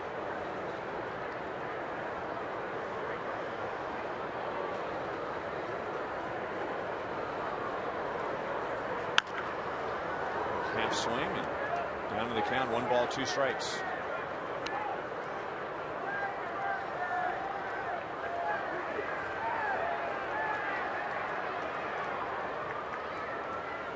Tied with Josh Donaldson of the Blue Jays, 68 RBIs. We're going to see a lot of Donaldson beginning tomorrow night. Royals and Blue Jays for 4. 11 of those RBIs for Morales this year have come against the Indians, and 8 in this ballpark. So maybe he'd have the same answer that Eric Hosmer would when you ask him why he's done so well against Cleveland.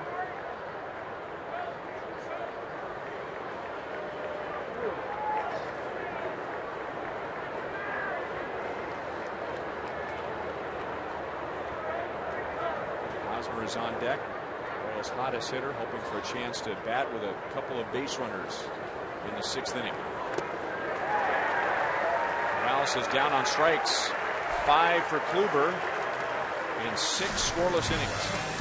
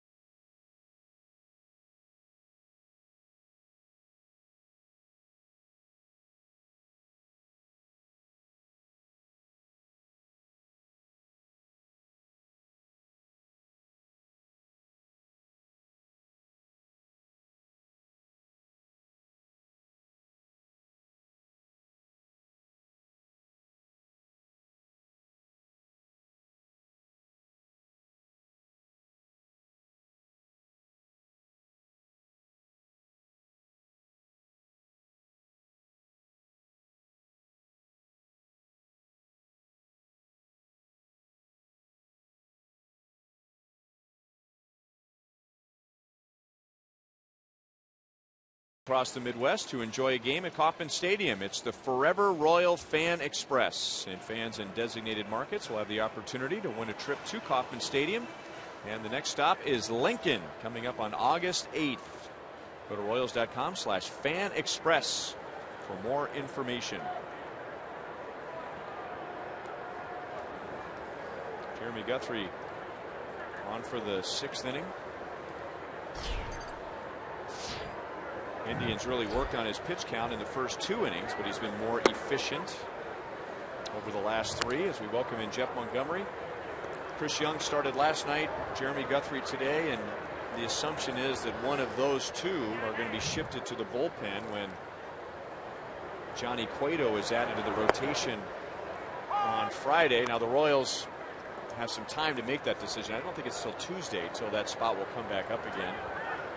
And both of them are battlers, man, aren't they?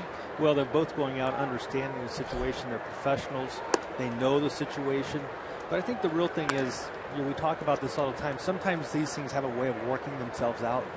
You hope it's not because of somebody struggling or an injury, but you can't really get the cart before the horse when you're trying to make up these decisions.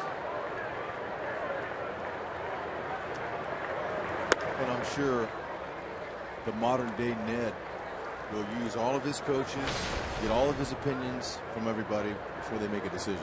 Yeah, because it's going to be a very critical decision, moving forward. I think with regards to the balance of the regular season, I think they have ample opportunity to do some things and maybe try some things out. But you want to make sure going into the last month of the season, you pretty well are set with regards to your roster.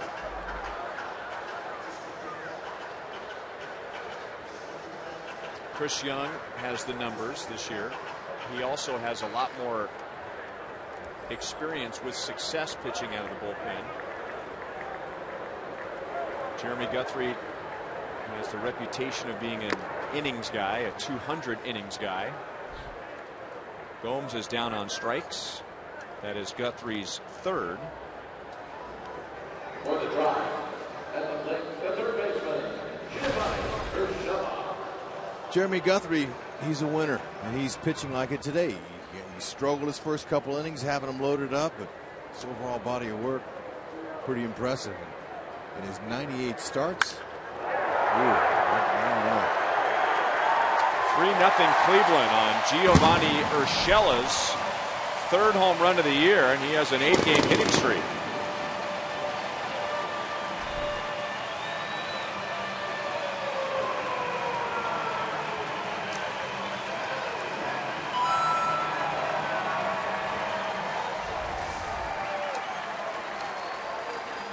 First thing we saw after the ball left Urshela's bat was the numbers on Paulo Orlando's back, and as a pitcher, that's not a good sign when you see the numbers on the back of your outfielder's bat. That ball got out in a hurry. What I was saying was in 98 starting assignments by the Royals while Guthrie's been in the Royals uniform, the team is 60-38, so he's got a knack to win, and he's doing the best job he can. He got out a couple of bases loaded jams early. They're keeping this team in the game. Now Michael Bourne out in the left center field. That's his 2nd hit.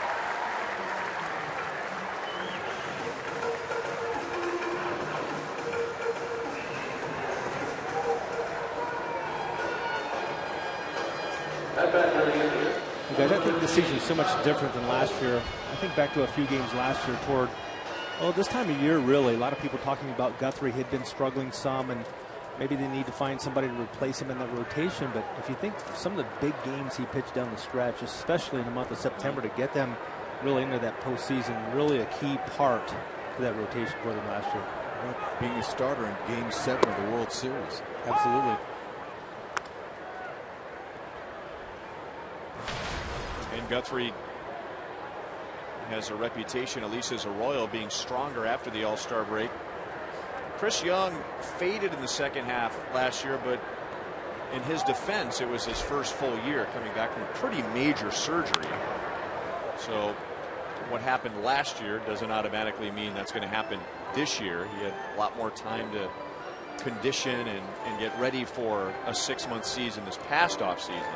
Yeah, I think a lot of people felt like he ran out of gas last year, and the fact that he was in the bullpen, he didn't sign till late in spring training, he was in the bullpen to start the season.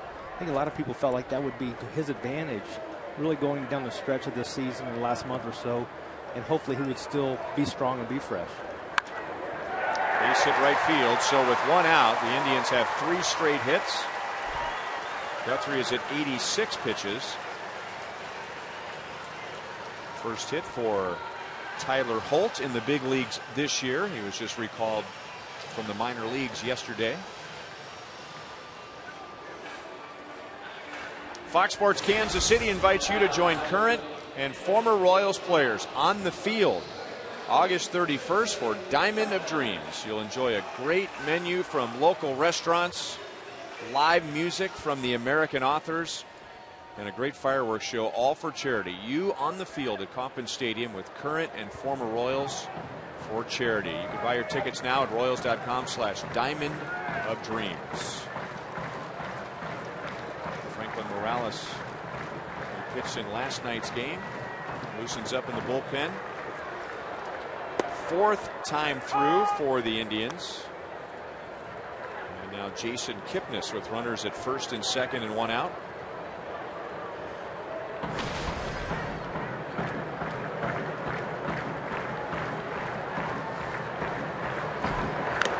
Jason Kipnis has come to the plate 12 times in this series and reached 9 times.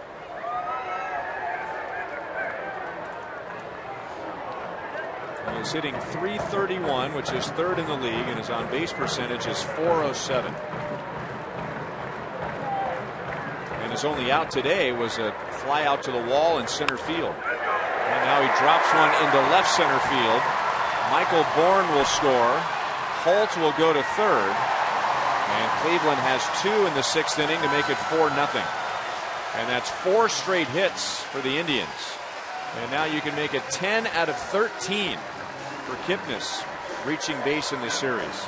Well, he's staying inside the ball very well. He didn't want to roll over, especially in that situation, to a double play. He's only grounded into 2 this year, but see how he kept his hands inside using the large part of the field. That's one of the reasons that he's so successful this year. You know, you look at hitters that hit for an average, they use the whole field. They spread the ball around.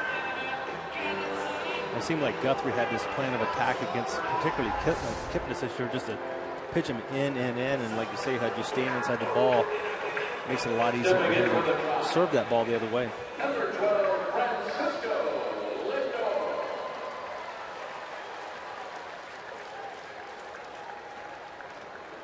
First and third, one down to Francisco Lindor. 1 for 2 with a sacrifice fly today.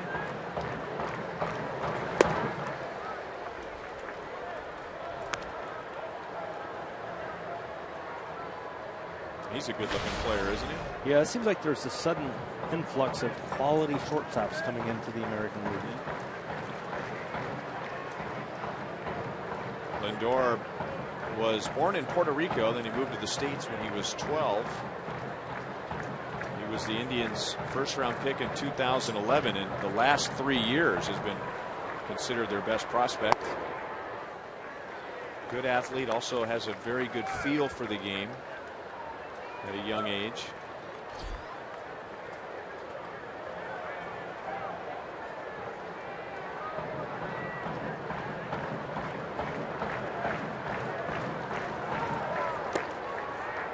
Heard a story about him that his father loved the game and was a youth coach, and he would play mental games with his son. They'd be driving in the car or going for a walk, and he would present him with these baseball situations and say, okay, what would you do?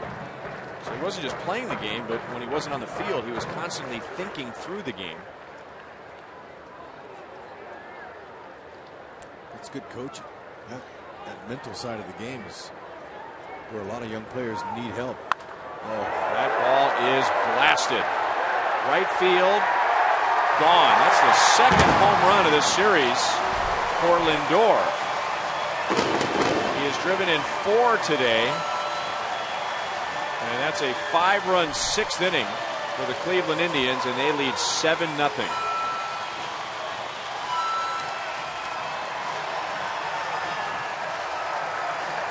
In fact, that's the second 3-run home run for Lindor in this series.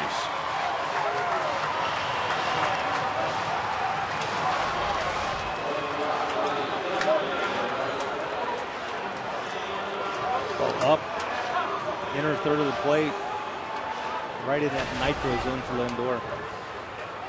That's our Dodge drive of the game, and I think that was one of the conversations his dad had with him. He said, okay, now you're at the plate, it's 2 balls and 1 strike, you have 2 on, what do you do? And he said, well, I hit the ball into the right field bleachers. Right. Okay. Look for that ball in the upper part of the strike zone in the middle third. Yep.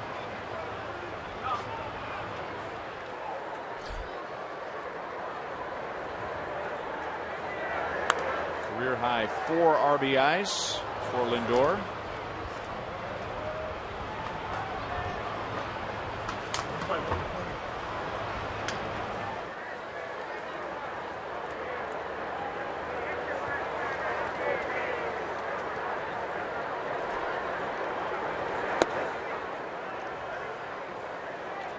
One and 2 on Brantley.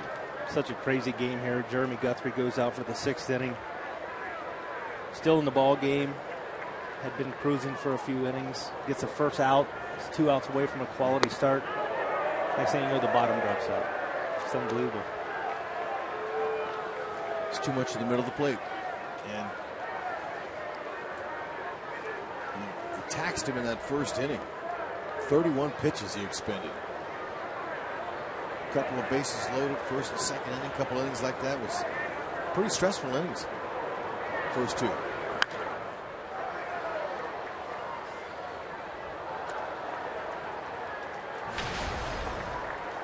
Brantley was hit by a pitch in the 5th inning by Guthrie. Guthrie has nailed 3 Indians hitters.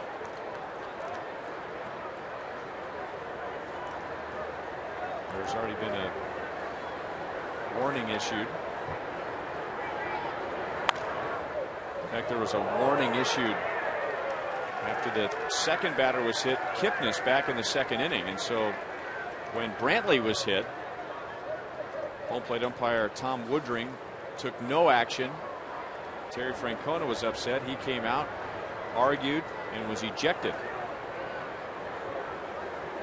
And here's pitch number 100 for Guthrie.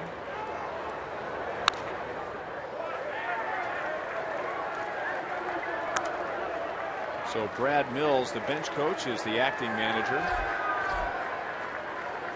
So there you go, 31 in the first, 16 in the second, and then 10, 7, 10. He was really getting back on track, and now another long inning here in the 6th, and Cleveland has scored 5.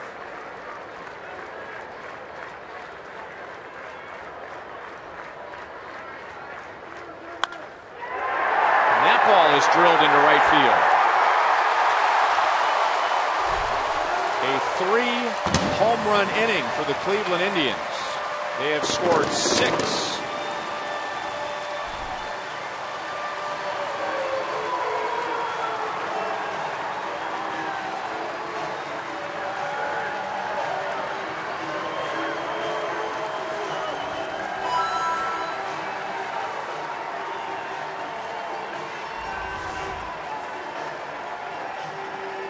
Now that was a good location, but Brantley extremely quick in there, like a lot of lefties are, right down in that nitro zone. Yeah, when the ball's down and into a lefty, that is the nitro zone. And he pitched him inside so much today. I have a feeling he was looking for something in. He was, and he got it on the line.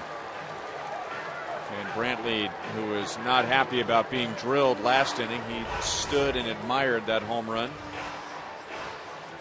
Franklin Morales is a Chevy call to the bullpen.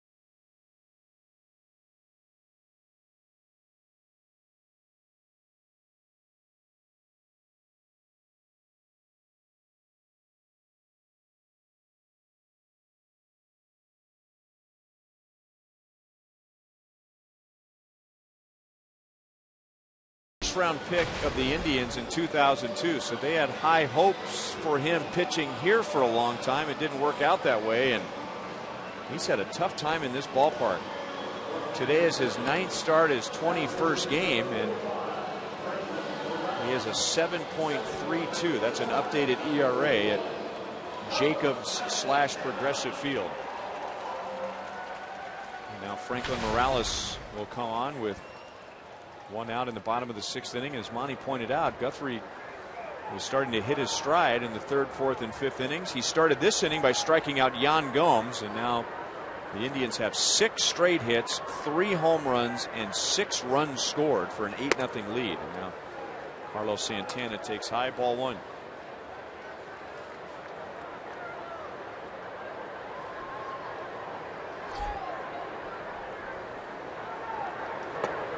Doesn't it seem to happen this way for a team that's struggling to score runs? You know, they get 8 in one game, where who knows, they might need 3 today the way Kluber's pitching, and thinking, well, gosh, couldn't we spread out those other 5 runs in the first 2 games of the series? And it's just not the way it works out. But they only scored 5 in the 4 games against the White Sox before us coming in, I think. Got the 4 runs in the first game, and so they only scored 10 runs in 6 games prior to the day. Kluber's thinking, wow, am I being gifted today? They've scored 0 runs in 6 of his outings this year, and well, they've dropped an 8 spot for him. So 7 runs in the last 5 games.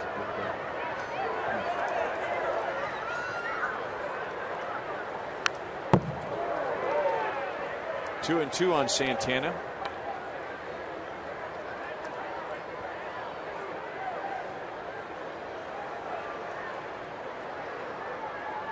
I think the Royals already had in mind what they wanted to do with the rotation when Chris Young or Johnny Cueto joins on Friday, or do you think last night and today could possibly play into that decision? Well, I think they probably had a pretty good idea of what they wanted to do, and I don't know that the last 2 performances will give them a definitive way to go, although obviously today was not good for Jared Guthrie.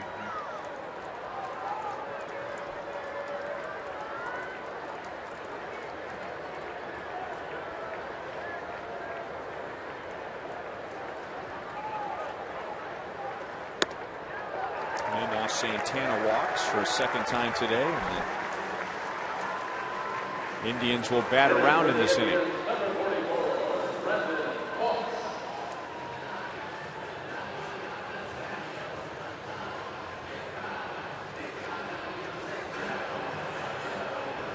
That guy said he was not going to put a shirt on, and he was not going to take his hat off until the Indians won at home again.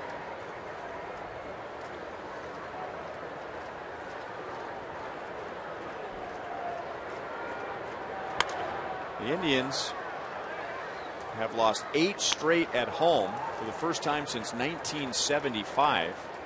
And if the Royals had beaten them here today, if they have a miracle comeback and beat them today, the last time they lost 9 straight at home was 1931.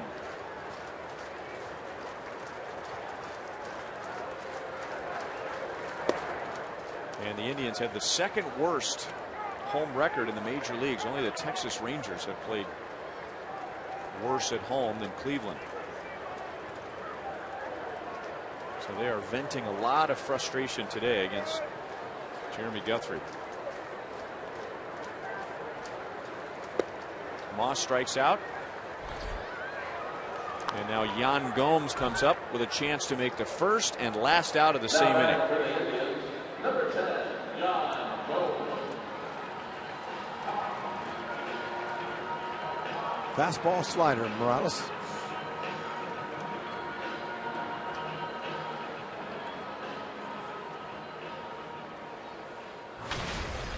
Gomes was hit by a pitch with the bases loaded in the 1st inning.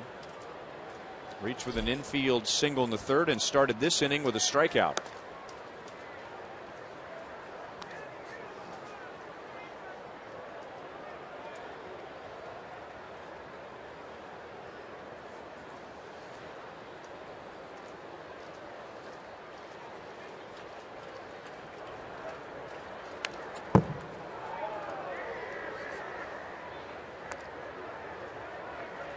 Right, we were talking about the frustrations the Indians have had playing at home this season. And before we came over to the ballpark today, Hud and I were talking over at the hotel about how difficult it was to win here back in those teams they had back in the 90s. I can tell you, coming in for the 9th inning of a game, the most difficult place in MLB to close out a game was here when it formerly was Jacobs Field.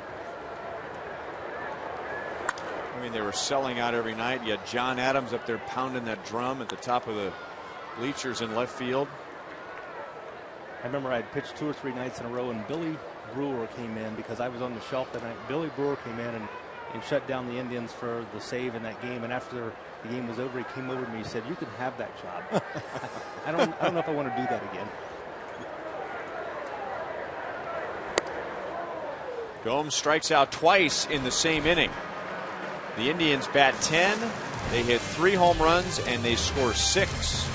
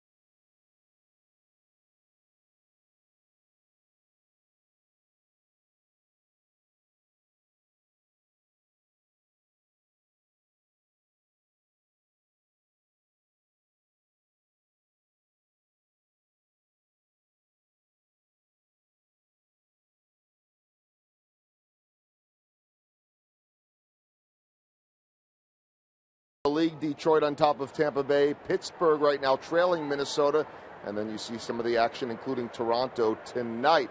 Our Mazda game break takes us to St. Petersburg, and this was the only run for quite a while as Drupal Cabrera against Justin Verlander. Chris Archer had a perfect game, guys, through 6, but gave up a couple of RBI hits in the 7th as Eric Hosmer is going to ground out to lead off the inning. Interesting to keep an eye on Justin Verlander. 7 innings, 4 hits, 1 run, no walks, and 7 strikeouts. Might be his 2nd straight good start. Detroit seems to be on the fence whether to sell or not coming up at the deadline. Boy, I don't know how they'd be on the fence. They are, you know, the White Sox have passed them in the standings. It is the 4th place, 4 games below 500. Detroit Tigers. If you look at the wild card, I think that's the only thing that gives so many teams hope is that wild card just, it seems to still be in reach for so many teams.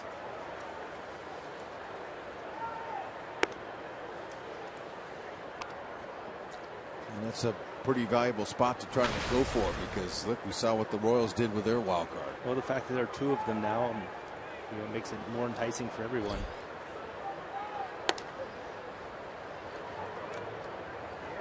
Well, anything can happen. Now the Tigers are 4.5 back in the wild card. And you go, okay, but they'd have to pass 5 teams. That's the hard part. Right.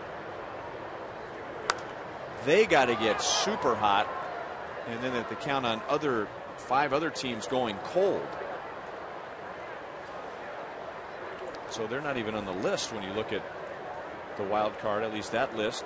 Houston 3 games over Minnesota. So if the season ended, it'd be the Astros and the Twins, and then you got Baltimore, Tampa Bay, Toronto, Chicago, then Detroit. And as far as those teams ahead, they're going to play the Minnesota Twins and the Chicago White Sox in a number of games. So they could take care of business with 2 of those teams, but the other teams, they may actually already be finished with them. Monty Kluber's done a nice job of making adjustments compared to the first 3 times he's faced the Royals this season. Yeah, and I think the biggest thing for Kluber, we talked about a little earlier, he's gotten 0 run support, so he's been out there kind of on the edge every start he's made this year. But still, he's not been the same pitcher, especially against the Royals. I felt like he played really into their hand as far as his style. He's a guy that likes to go out, attack the strike zone, get ahead, and then getting those put-away counts. But the Royals this year, other than today, have really done a nice job in not allowing him to do that. They've gotten the job done early in those at-bats. He's working his secondary pitches in more. Moss makes a play in right field on Rios, 2 down. Here are the sprint cuts of the game against Corey Kluber today. Yeah, Kluber, like you mentioned, but he's using that breaking ball to establish himself early in counts, and at the end of the day, he's making quality pitches. And a pitcher of his, his experience and his pedigree, if he makes quality pitches, they're not going to do a lot of damage. And we're seeing that here today with the Royals having a very difficult time against Kluber.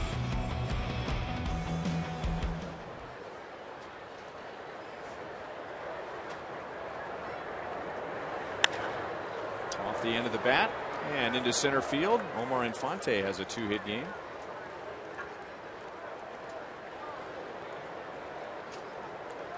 And now Chesler Cuthbert is going to run for him, and we'll see Cuthbert play at second base, where he's been working quite a bit before batting practice this year. A position he can play. Third base is his most natural position.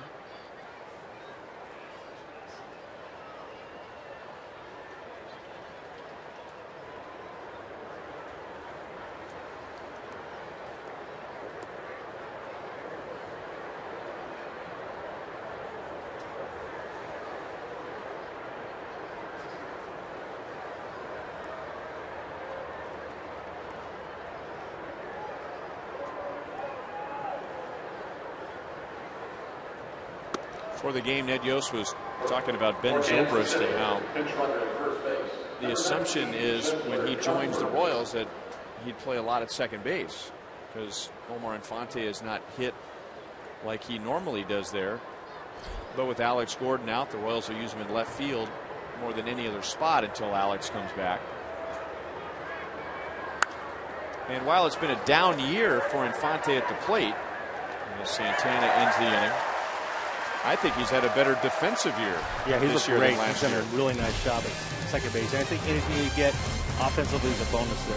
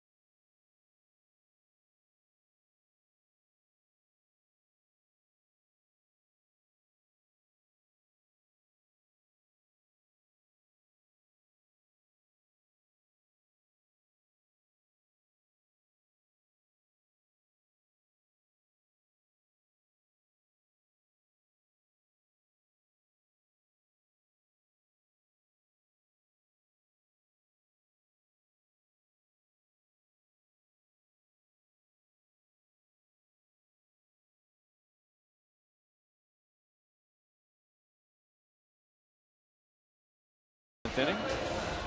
Talking about Ben Zobrist, 10th Major League season.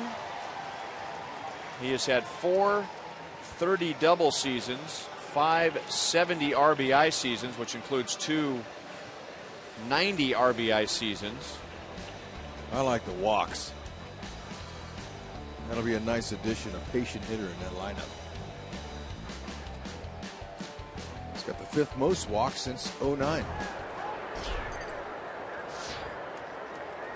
Franklin Morales got the final 2 outs of the Indians' 6-run 6th inning. So he stays on for the 7th for the lower 3rd. Giovanni Urshela got the 1st run driven in that 6-run 6 with a home run, solo home run to left field. He has hit in 8 straight games.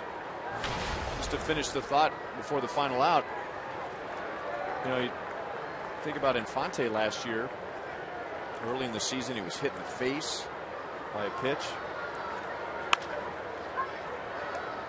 Escobar will throw out Urshela. He went on the disabled list with some back problems, and then remember, by the end of the year, he was having an awful time throwing. He had a very sore right shoulder, so he was never really right physically for most of last year. And while he's not hitting this year, and he's picked it up lately, I think he's more agile at second base. Ned Yost brought that up. He's running the bases better than he did last year, and this is a team that, you know, it's every bit as much defense as it is offense, and if he's getting the job done at that position on defense, he's going to be in the lineup. Yeah, I believe in that. That's the 3rd hit for Michael Bourne today. Yeah, and then in spring training when he was complaining about bone spurs or some kind of chips in his elbow. Remember that? I'm thinking, oh no. Then he was able to shake that Infante, and he's turning the double play with a lot on it. He's really showing some quick hands with the transfer from glove to hand, turning very nice double plays. Right. Him and Escobar. His arm's much stronger this season than last year. A few people worried that he was having some elbow issues in the spring, but he's fine now. And I like the way he runs the bases. Infante's doing a lot for this team. Doesn't always show up in the numbers.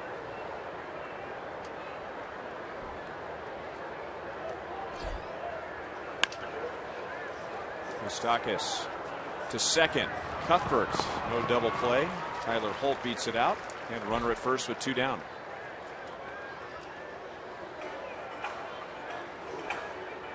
As promised earlier in the game, we have selected the Data Strong fan photo of the game. Tweet your strongest fan photo to hashtag KC Data Strong Fan for a chance to have it featured in an upcoming broadcast brought to you by T-Mobile. Nick, I believe, is somewhere in that picture. We just don't know which one Nick is. And Nick could be Nicky as far as we know.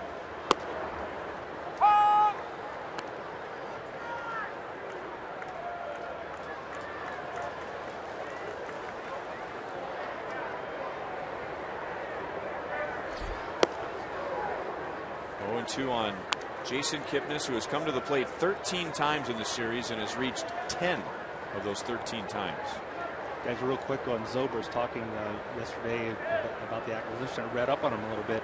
Former manager Joe Madden made a comment about him I thought was very impressive. He said he's a complete player, but he lacks one thing. He lacks chrome. I'm like, I've never heard that before, but he says he's not a flashy player. He's like the ultimate professional, and I think that's a true compliment to Ben Zobrist.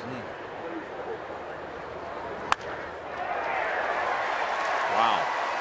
What a series for Jason Kipnis.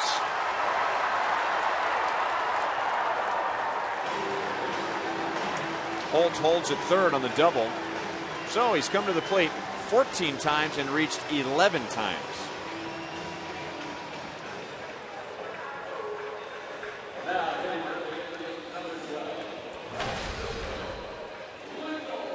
Wow. There's the key, though. Only 2 runs. So they've been able to strand him for the most part. Today, you'd almost think that today was a day that the the Indians were due to come out offensively. Guthrie's fastballs were out over the plate a lot of the times, and they capitalized. That's all there is to it. You know, what goes around comes around.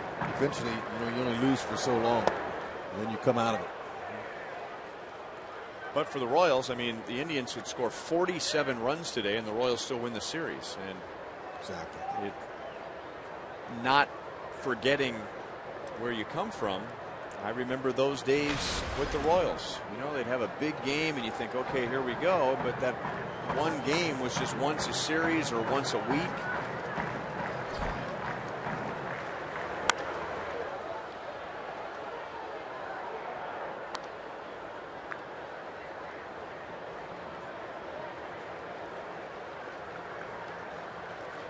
Francisco Lindor has a career-high 4 RBIs today. He had a sac fly in the second inning, a 3-run home run in the 6th. He's hit 2 3-run home runs in this series.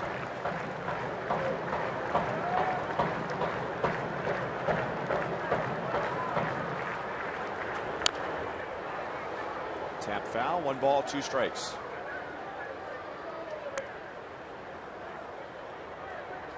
He's got a chance to have a day. I mean, to tell you.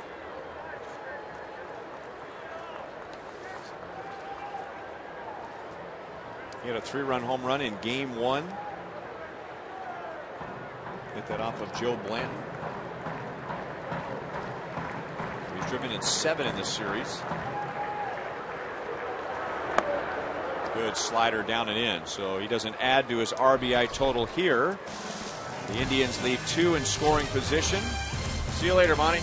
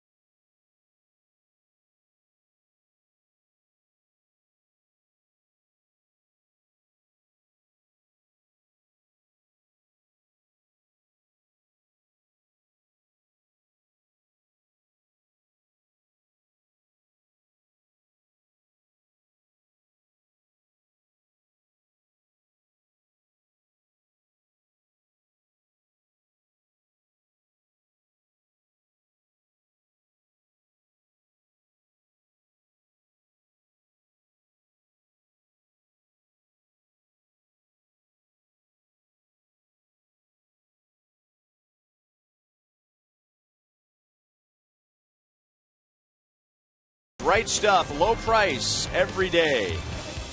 By Dodge, find your summer performance with great deals at the Dodge Summer Clearance Event. And by Menards, save big money at Menards on all your home improvement needs.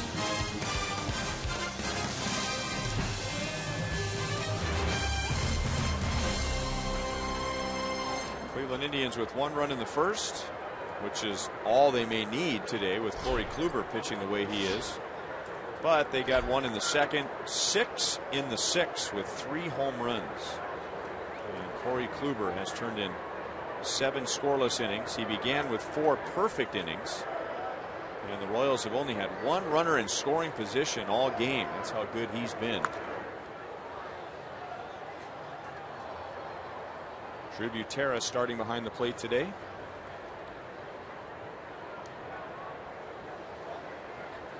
Corey Kluber, and we've told you that he is 0-3 against the Royals this year. How about he does not have 1 win in the division? Out to Kipnis on 1 hop, and Butera is out number 1. Corey Kluber has made 9 starts against the Central Division this year. He is 0-6 and his team is 0-9. Wow. Glaring. Especially your Cy Young Award winner.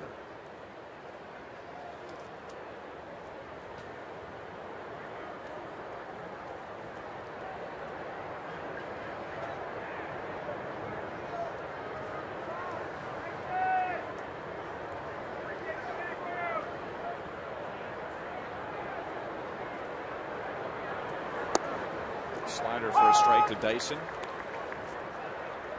And Kluber has not yet thrown 90 pitches. Dyson is grounded to first and grounded back to Kluber.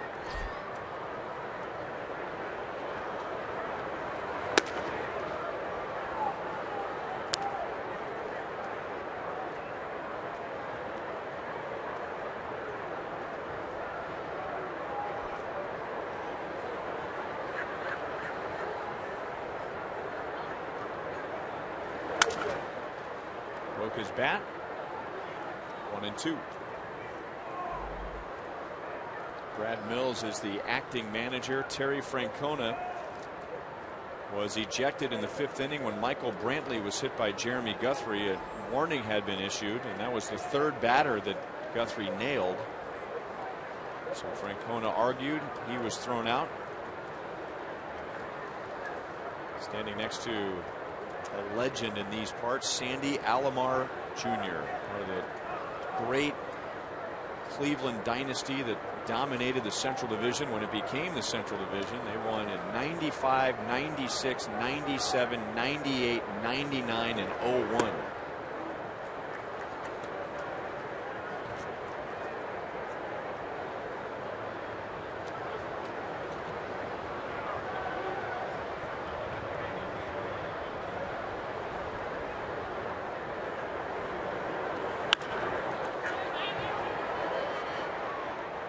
Holt makes a play in left field, 2 down.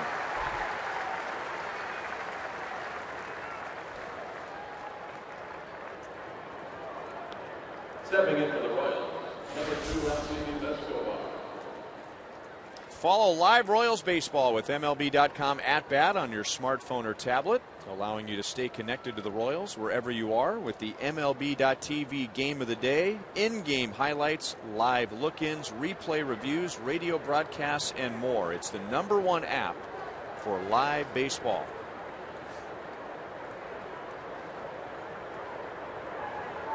Pitch number 92 from Kluber. Corey Kluber has thrown 1 shutout in his major league career, and that was last year.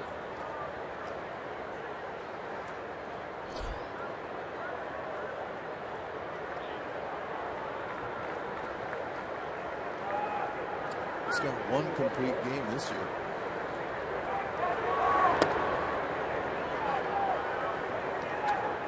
Coach Haber getting ready for the bottom of the 8th inning.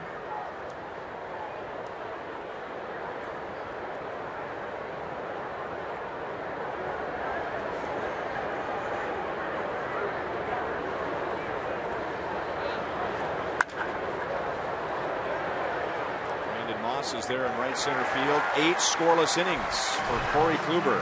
Coach Haber coming on for the bottom of the 8th. The Indians are up big.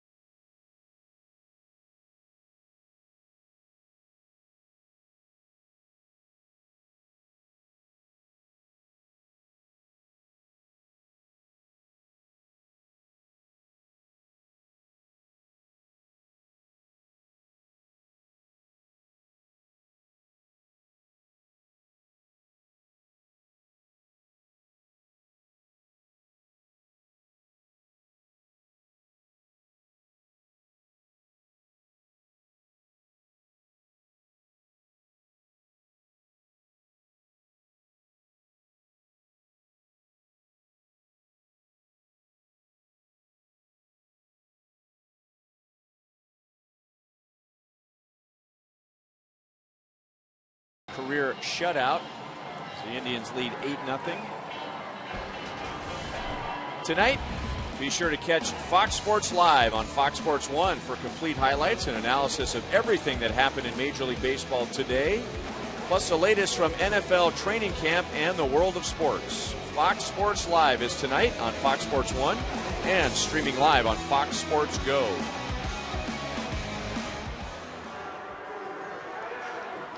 Luke Hochevar will get Michael Brantley, Carlos Santana, and Brandon Moss as a Chevy call to the bullpen.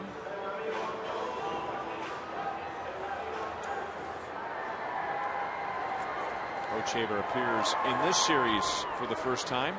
Look at that ERA starting to creep on down. Like that. Good to see it. There's another good outing here. He'll get under 3. Really been good. Nice to see him starting to feel comfortable with all of his pitches. Good curve. He's got a cutter. Good fastball at 95. Make no doubts about it. Hochevar, they knew he was going to be a big impacted reliever again this year. Stock is out. Oh man, great effort. It touched his glove when he was still in fair territory. And Brantley is on with a leadoff hit. Don't expect your third baseman to go that far out into left field. Now look where he's playing too. He's playing in that hole. He had a long way to go. Took several steps. Looked, picked it up. Good try. You're right. I mean, great effort. I thought Brantley could have had 2 bases on that. The ball was in the air for quite a while, but maybe he didn't get out of the box well. Kind of like when he homered in the 6th inning? Maybe.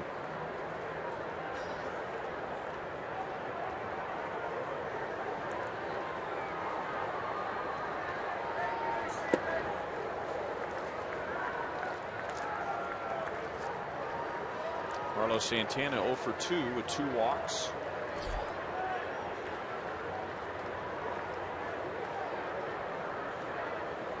And they're not going to hold Brantley. Luke Hochevar, in his first 12 appearances this year, gave up 8 earned runs. In his last 13 appearances, he has given up 0 runs. 13 2/3 scoreless innings. You see, he's finding his groove. They knew it would take him some time, and so did he. Coming off of that Tommy John, they eased him in early in the minors, starting it out, and they brought him up when they felt like they could start working him in, and then he got his pitches to work the way he wants to. Just has a great mindset. You know, Luke has always been a happy-go-lucky guy, and a pitcher with a lot of perspective, loves the game, loves to pitch, but it's not the only thing going on in his life. And yet missing last year, and he's talked so much about how much he realized his love for the game. I mean, he's just been in a great mood every day, very positive, very honest about the way he is pitching. You know, in his more difficult years as a starter, I think there was some power of positive thinking there, where he would find the positive when there wasn't much of it. And now it's been mostly positive the last couple seasons for him, pitching out of the bullpen, and yet sometimes he'll find the negative and how he can get better. Dyson plays the bounce, gets it back quickly.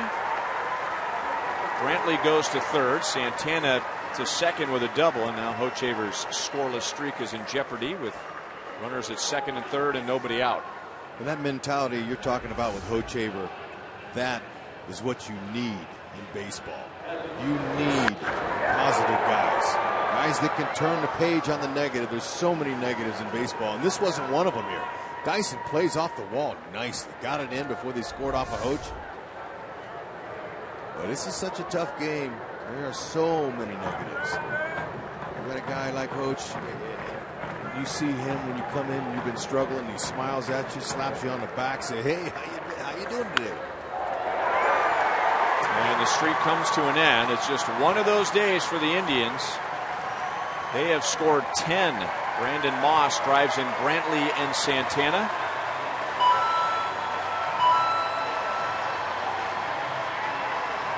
And we'll see if this is the game. This is a game that gets the Indians going on offense.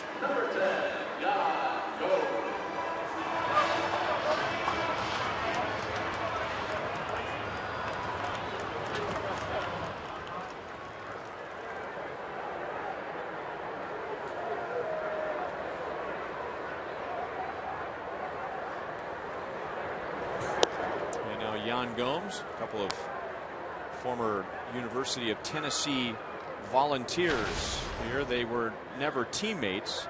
Gomes went to Tennessee for 1 year. Hochevar had already signed with the Royals.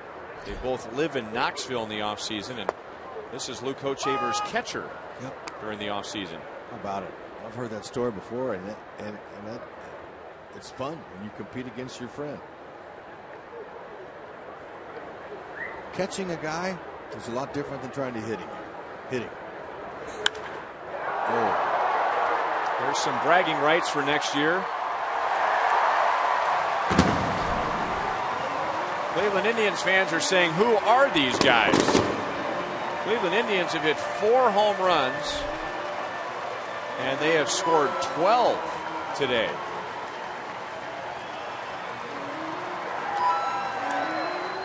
You'd think they could spread some of those out over all those home losses they've had, but hey, this is baseball. That pitch was down and in, off the plate, wasn't right down the middle. Credit Gomes with no stride, is using his hands and getting up under the baseball. Matter of time. All right, let's look at overall bragging rights here. With that home run, well, Gomes is just 1 for 3 now against Hochevar. They haven't seen much of each other.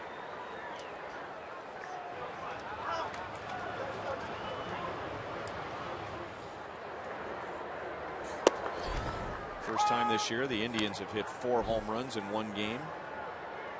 It's been a department.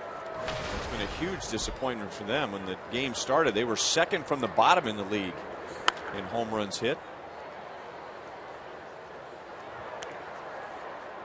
They are 1 run shy of their season high total.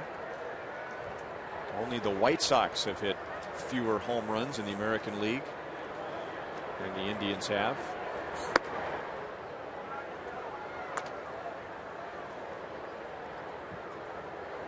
First time the Indians have scored in double digits in 2 months. 1-2 on Giovanni Urshela. He has one of the 4 home runs today.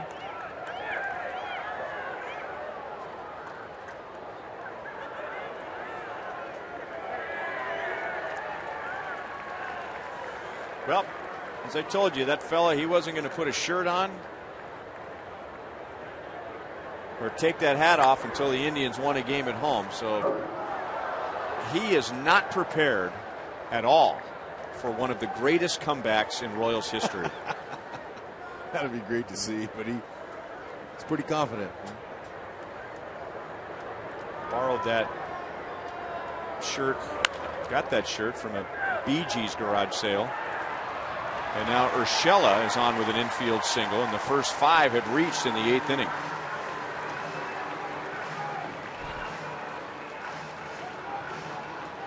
If the Bee Gees ever became a country music group, they would dress like that guy. I agree.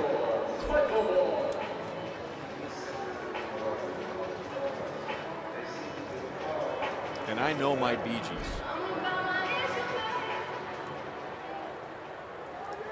Unfortunately, there's only one left.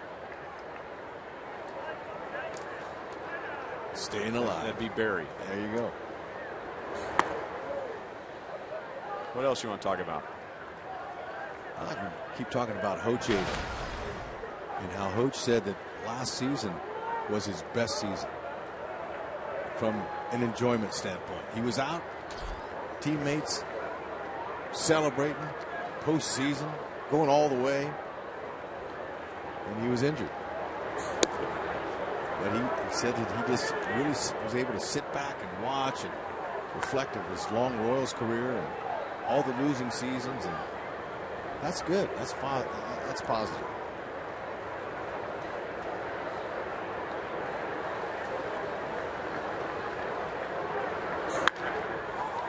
Well, one thing about life, it is unfair, and it was just so heartbreaking in spring training last year when he was done for the year. You know, I was just looking at his career numbers, and I say this only to present overall perspective. Gosh, that is 6 straight hits for the Indians. That's the second time in this game they've had 6 straight hits. So Luke Hochevar, first overall pick in the 2006 draft. Got to the big leagues in 07. He pitched in 4 games. Now I'm going to give you the ERAs for his full seasons. Okay. 2008, 5.51. 2009, 6.55. 2010, 4.81. 2011, 4.68. In 2012, 5.73. And then the Royals moved him to the bullpen in 2013. They stuck with Hochevar. They knew there was something in that arm. It just arrived a lot later than they thought. Hochevar, as we mentioned earlier, continued to stay positive. And in 2013, they moved him to the bullpen. 1.92 ERA, and it seemed like in a flash he became one of the elite relievers in the American League. So everything was all set up for Luke Hochevar. The Royals finished 10 games above 500 in 2013. Looked like they're on their way to the playoffs, and then his elbow blows out. And I remember that day in spring training when he was talking to the media and had just found out his season was going to be over, and he came out and just stood in front of the media and, like a brick wall, with, you know, as poised as you can be in a situation like this. And I remember he said, the most difficult thing for me is that I won't get a chance to be part of the dog pile when the Royals go to the playoffs. He had the Royals in the playoffs before spring training was over, and as it turned out, the Royals had a heck of a run through the playoffs, but he was in the middle of every dog pile. You know? Well, you mentioned all those ERAs. A lot of teams would give up on a guy like that. But we talked about, the first thing we talked about, Hoch, was his positive attitude. And when you carry that with you, a team will stay with you because they know how valuable a guy like that is. And they found a role for him. As you said, they liked his arm. So when you put that combination of positive mentality there, big heart, competitor, you want to keep good a guy. Teammate. Yeah, good teammate. You want to keep him. And, you know, he's not going that bad today. I'm saying that he's not missing a lot. He missed a little bit over the middle on like a few of these hits, but the Tribe, they're breaking out of their slump. Yeah, he could throw his hat up there and they'd hit it in a gap. That's right. It's just the way they're going. No question about it. We see it in baseball. Not all the time, but they're hot, and everything that hits their bat is landing now. And it started early. Guthrie did a pretty good job of battling through 2 bases loaded situations and got out of those with just giving up 1 run in each inning, the first and second. There's a good pitch there. Got him on the corner. Tyler Holt is the first out of the inning. Stepping in for the Tribe, Cleveland with 18 hits. That's the most hits the Royals have allowed in a game this year. And again, talk about how they're on a roll today. This 9th or 8th inning is the second time that they've had 6 straight hits today. They had 6 hits in a row in the 6th inning, and now 6 straight hits in the 8th. And that comes to an end with the strikeout of Holt. And now Jason Kipnis.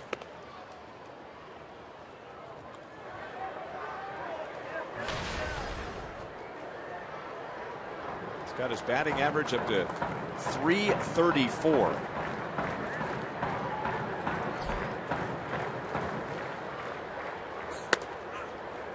And once again, he has come to the plate 14 times in this series and reached 11 times. That's incredible hot heat right there. I mean, he's just scalding hot. Hit it at somebody right here, Cuthbert. Little ground ball double play, put him in the lane, Hoach.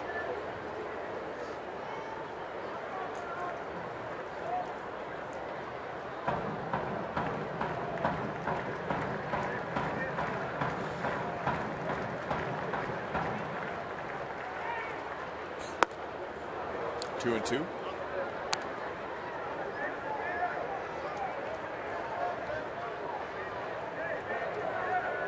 Another bright side of this, if there is,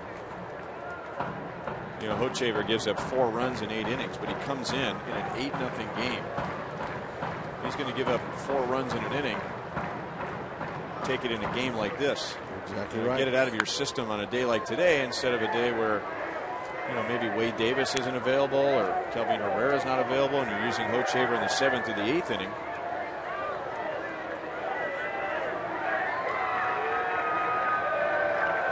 Guthrie gave up 8 in 5 1/3.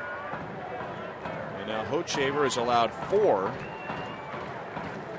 in 1/3 of an inning. The Royals had been on a tremendous run on the mound. Prior to this game, the last 8 games before today, Royals were pitching with a 2.13 team ERA, best in the major leagues over that stretch, and the bullpen 0.61. So that run was going to come to an end. It's come to an end with a thud today, and yet that's a heck of an 8-game stretch, and the Royals are scoring runs and they're playing defense. They've won 16 of their last 21. Best record in the major leagues over that stretch. Second best stretch, the Giants. I'm just saying. There you go.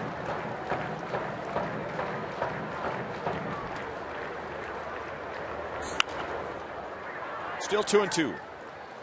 Most pitches Hoach has had in outings this year has been 29. He's got 33 pitches thrown out.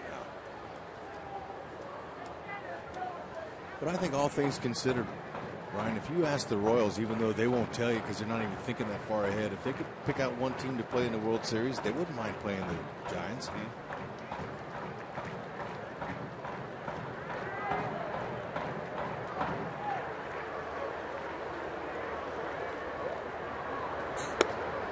A little bit outside. That reminds me, we were in spring training and we had a little function for some of the corporate sponsors.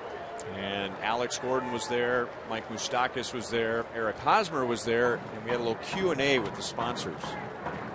And this, I think, really revealed the character of this team, coming so close to winning the World Series. And Kipnis is allowing us to tell every story we can think of today.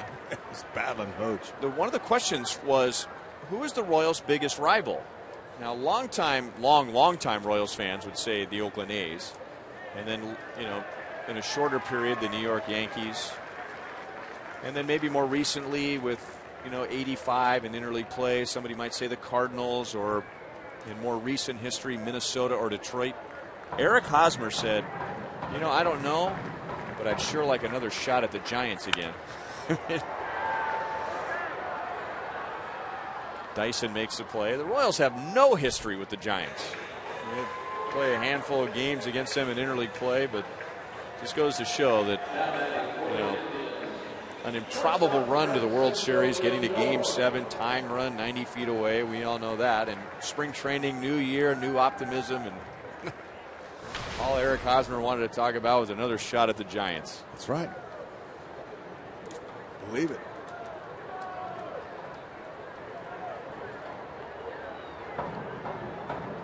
Two down, and now the second time today that the Indians will bat around. Francisco Lindor, career high 4 RBIs. He had a 3-run home run, and Cleveland's 6-run 6th. He has driven in 7 in this series. Ryan Rayburn will bat for Michael Brantley. If Lindor reaches, he'll poke it out to Paulo Orlando. And you're about to witness one of the greatest comebacks in Royals history.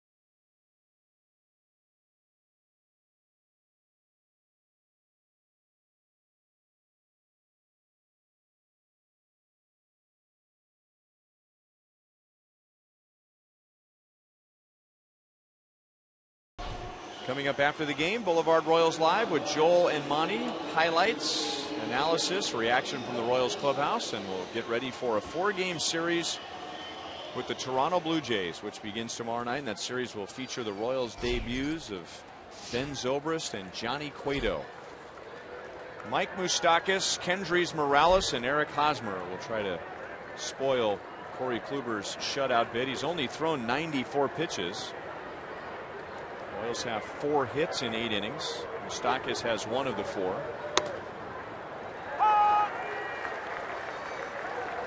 One year ago tomorrow, Corey Kluber pitched his first and only major league shutout right here against the Seattle Mariners. 1 year ago tomorrow. How about that? Oh, one thing Kluber will know, Royals fans know, the Royals don't give at-bats away. They compete. I don't care what the score is. Or whenever they get a chance, they're going to go ahead and battle you.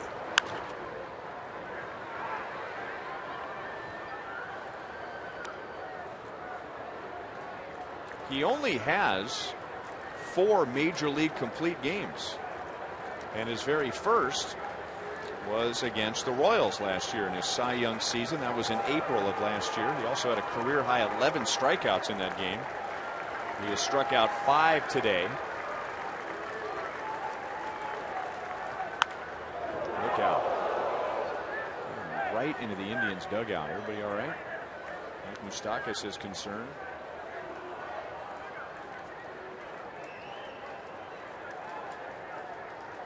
I think it was after that outing that you just talked about that we were talking amongst ourselves that this guy has Cy Young material. I didn't realize it was going to materialize until he finished strong and his team scored enough runs for him to get a nice record.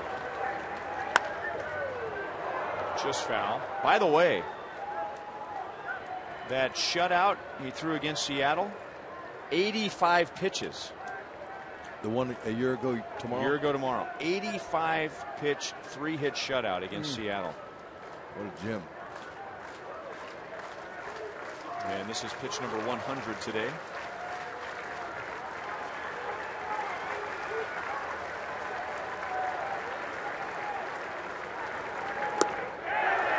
There's a swing. Moustakas didn't think so. Kluber has struck out 6, and he has 1 down in the 9th inning.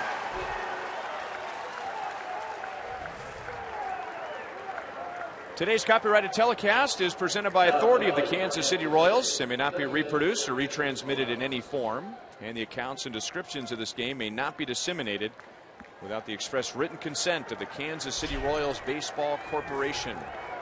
Ryan Lefevre, Rex Hudler, Joel Goldberg, Jeff Montgomery. Progressive Field in downtown Cleveland, 19,767 here today. Outside to Kendrys Morales. Corey Kluber's going for a shutout. Cleveland has lost 6 straight. They have lost 8 straight here.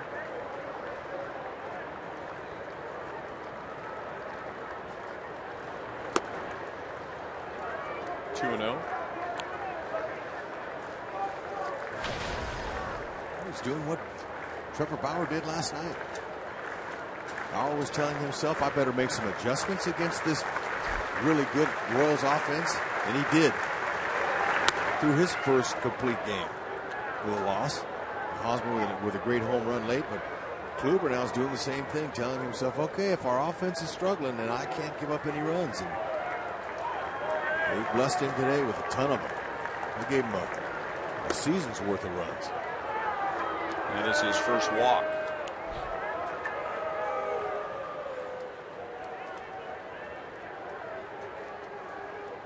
And back for the Royals, number 35, Eric Hosmer. Terry Francona was ejected back in the 5th inning by home plate umpire Tom Woodring. So Brad Mills, his bench coach, has been the acting manager since. And they start to move around a little bit in the Indians bullpen. Kluber at 104 pitches.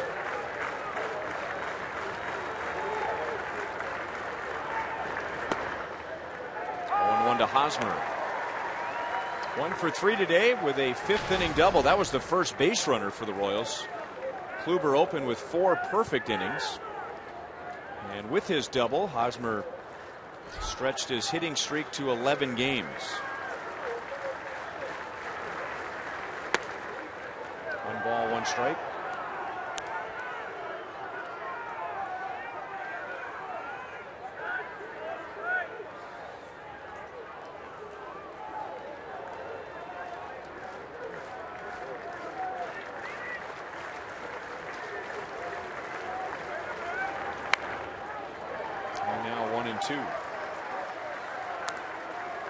In only 1 inning today did the Royals have more than 1 base runner. That was the 5th inning. And in the 5th inning, it was a 2-0 game. The Royals had Hosmer at third, Infante at first with 1 out. Kluber got a strikeout and a ground out to get out of it, and that was the Royals' last threat the last time they were part of the game. Eric Hosmer has another hit, and that's going to roll deep. Morales will go to third. Hosmer has his second double. So we'll see what Brad Mills wants to do now. Send Mickey Callaway out to talk to him. Eric Hosmer is now hitting .315. With his 20th and 21st doubles. Beautiful stroke. Stay hot, Hos. Stay hot the whole way through this road trip.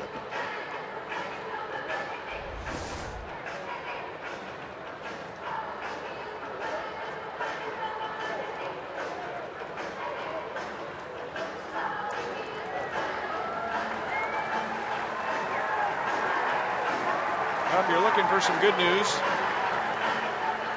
last time we checked in with Joel, Minnesota was ahead of Pittsburgh 3-1, but now Pittsburgh leads Minnesota 8-3. So the Royals could take a beating today. They'll win the series, and they can go to Toronto still 9 games up in the division.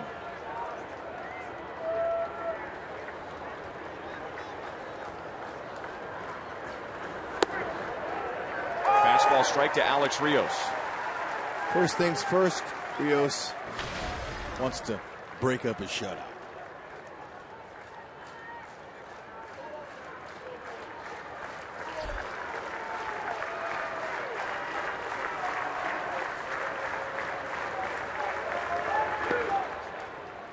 Walk by Gomes. 1 ball, 1 strike.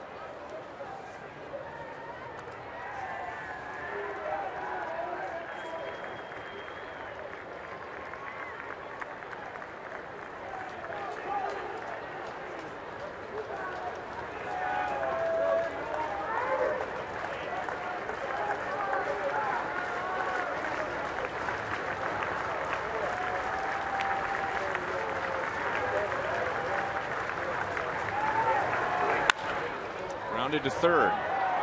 Tough hop, and the fans groan. They wanted Urshela to come to the plate to preserve the shutout. And now Lindor, shortstop, comes over and puts his arm around Urshela. But what do you think? The play to first there, or do you try and keep the shutout? Nah, the ball hit him in the gut and hurt him. So all I could think about was getting the out for Kluber.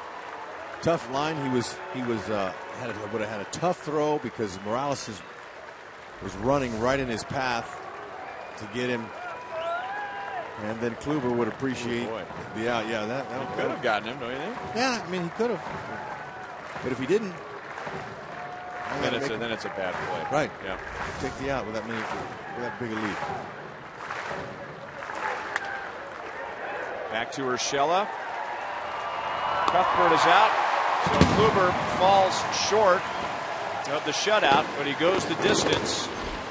His 5th career complete game, his 2nd against the Royals. Kluber beats the Royals and a team in the Central Division for the first time this year. Royals win the series. Indians win it today 12-1. We'll be right back.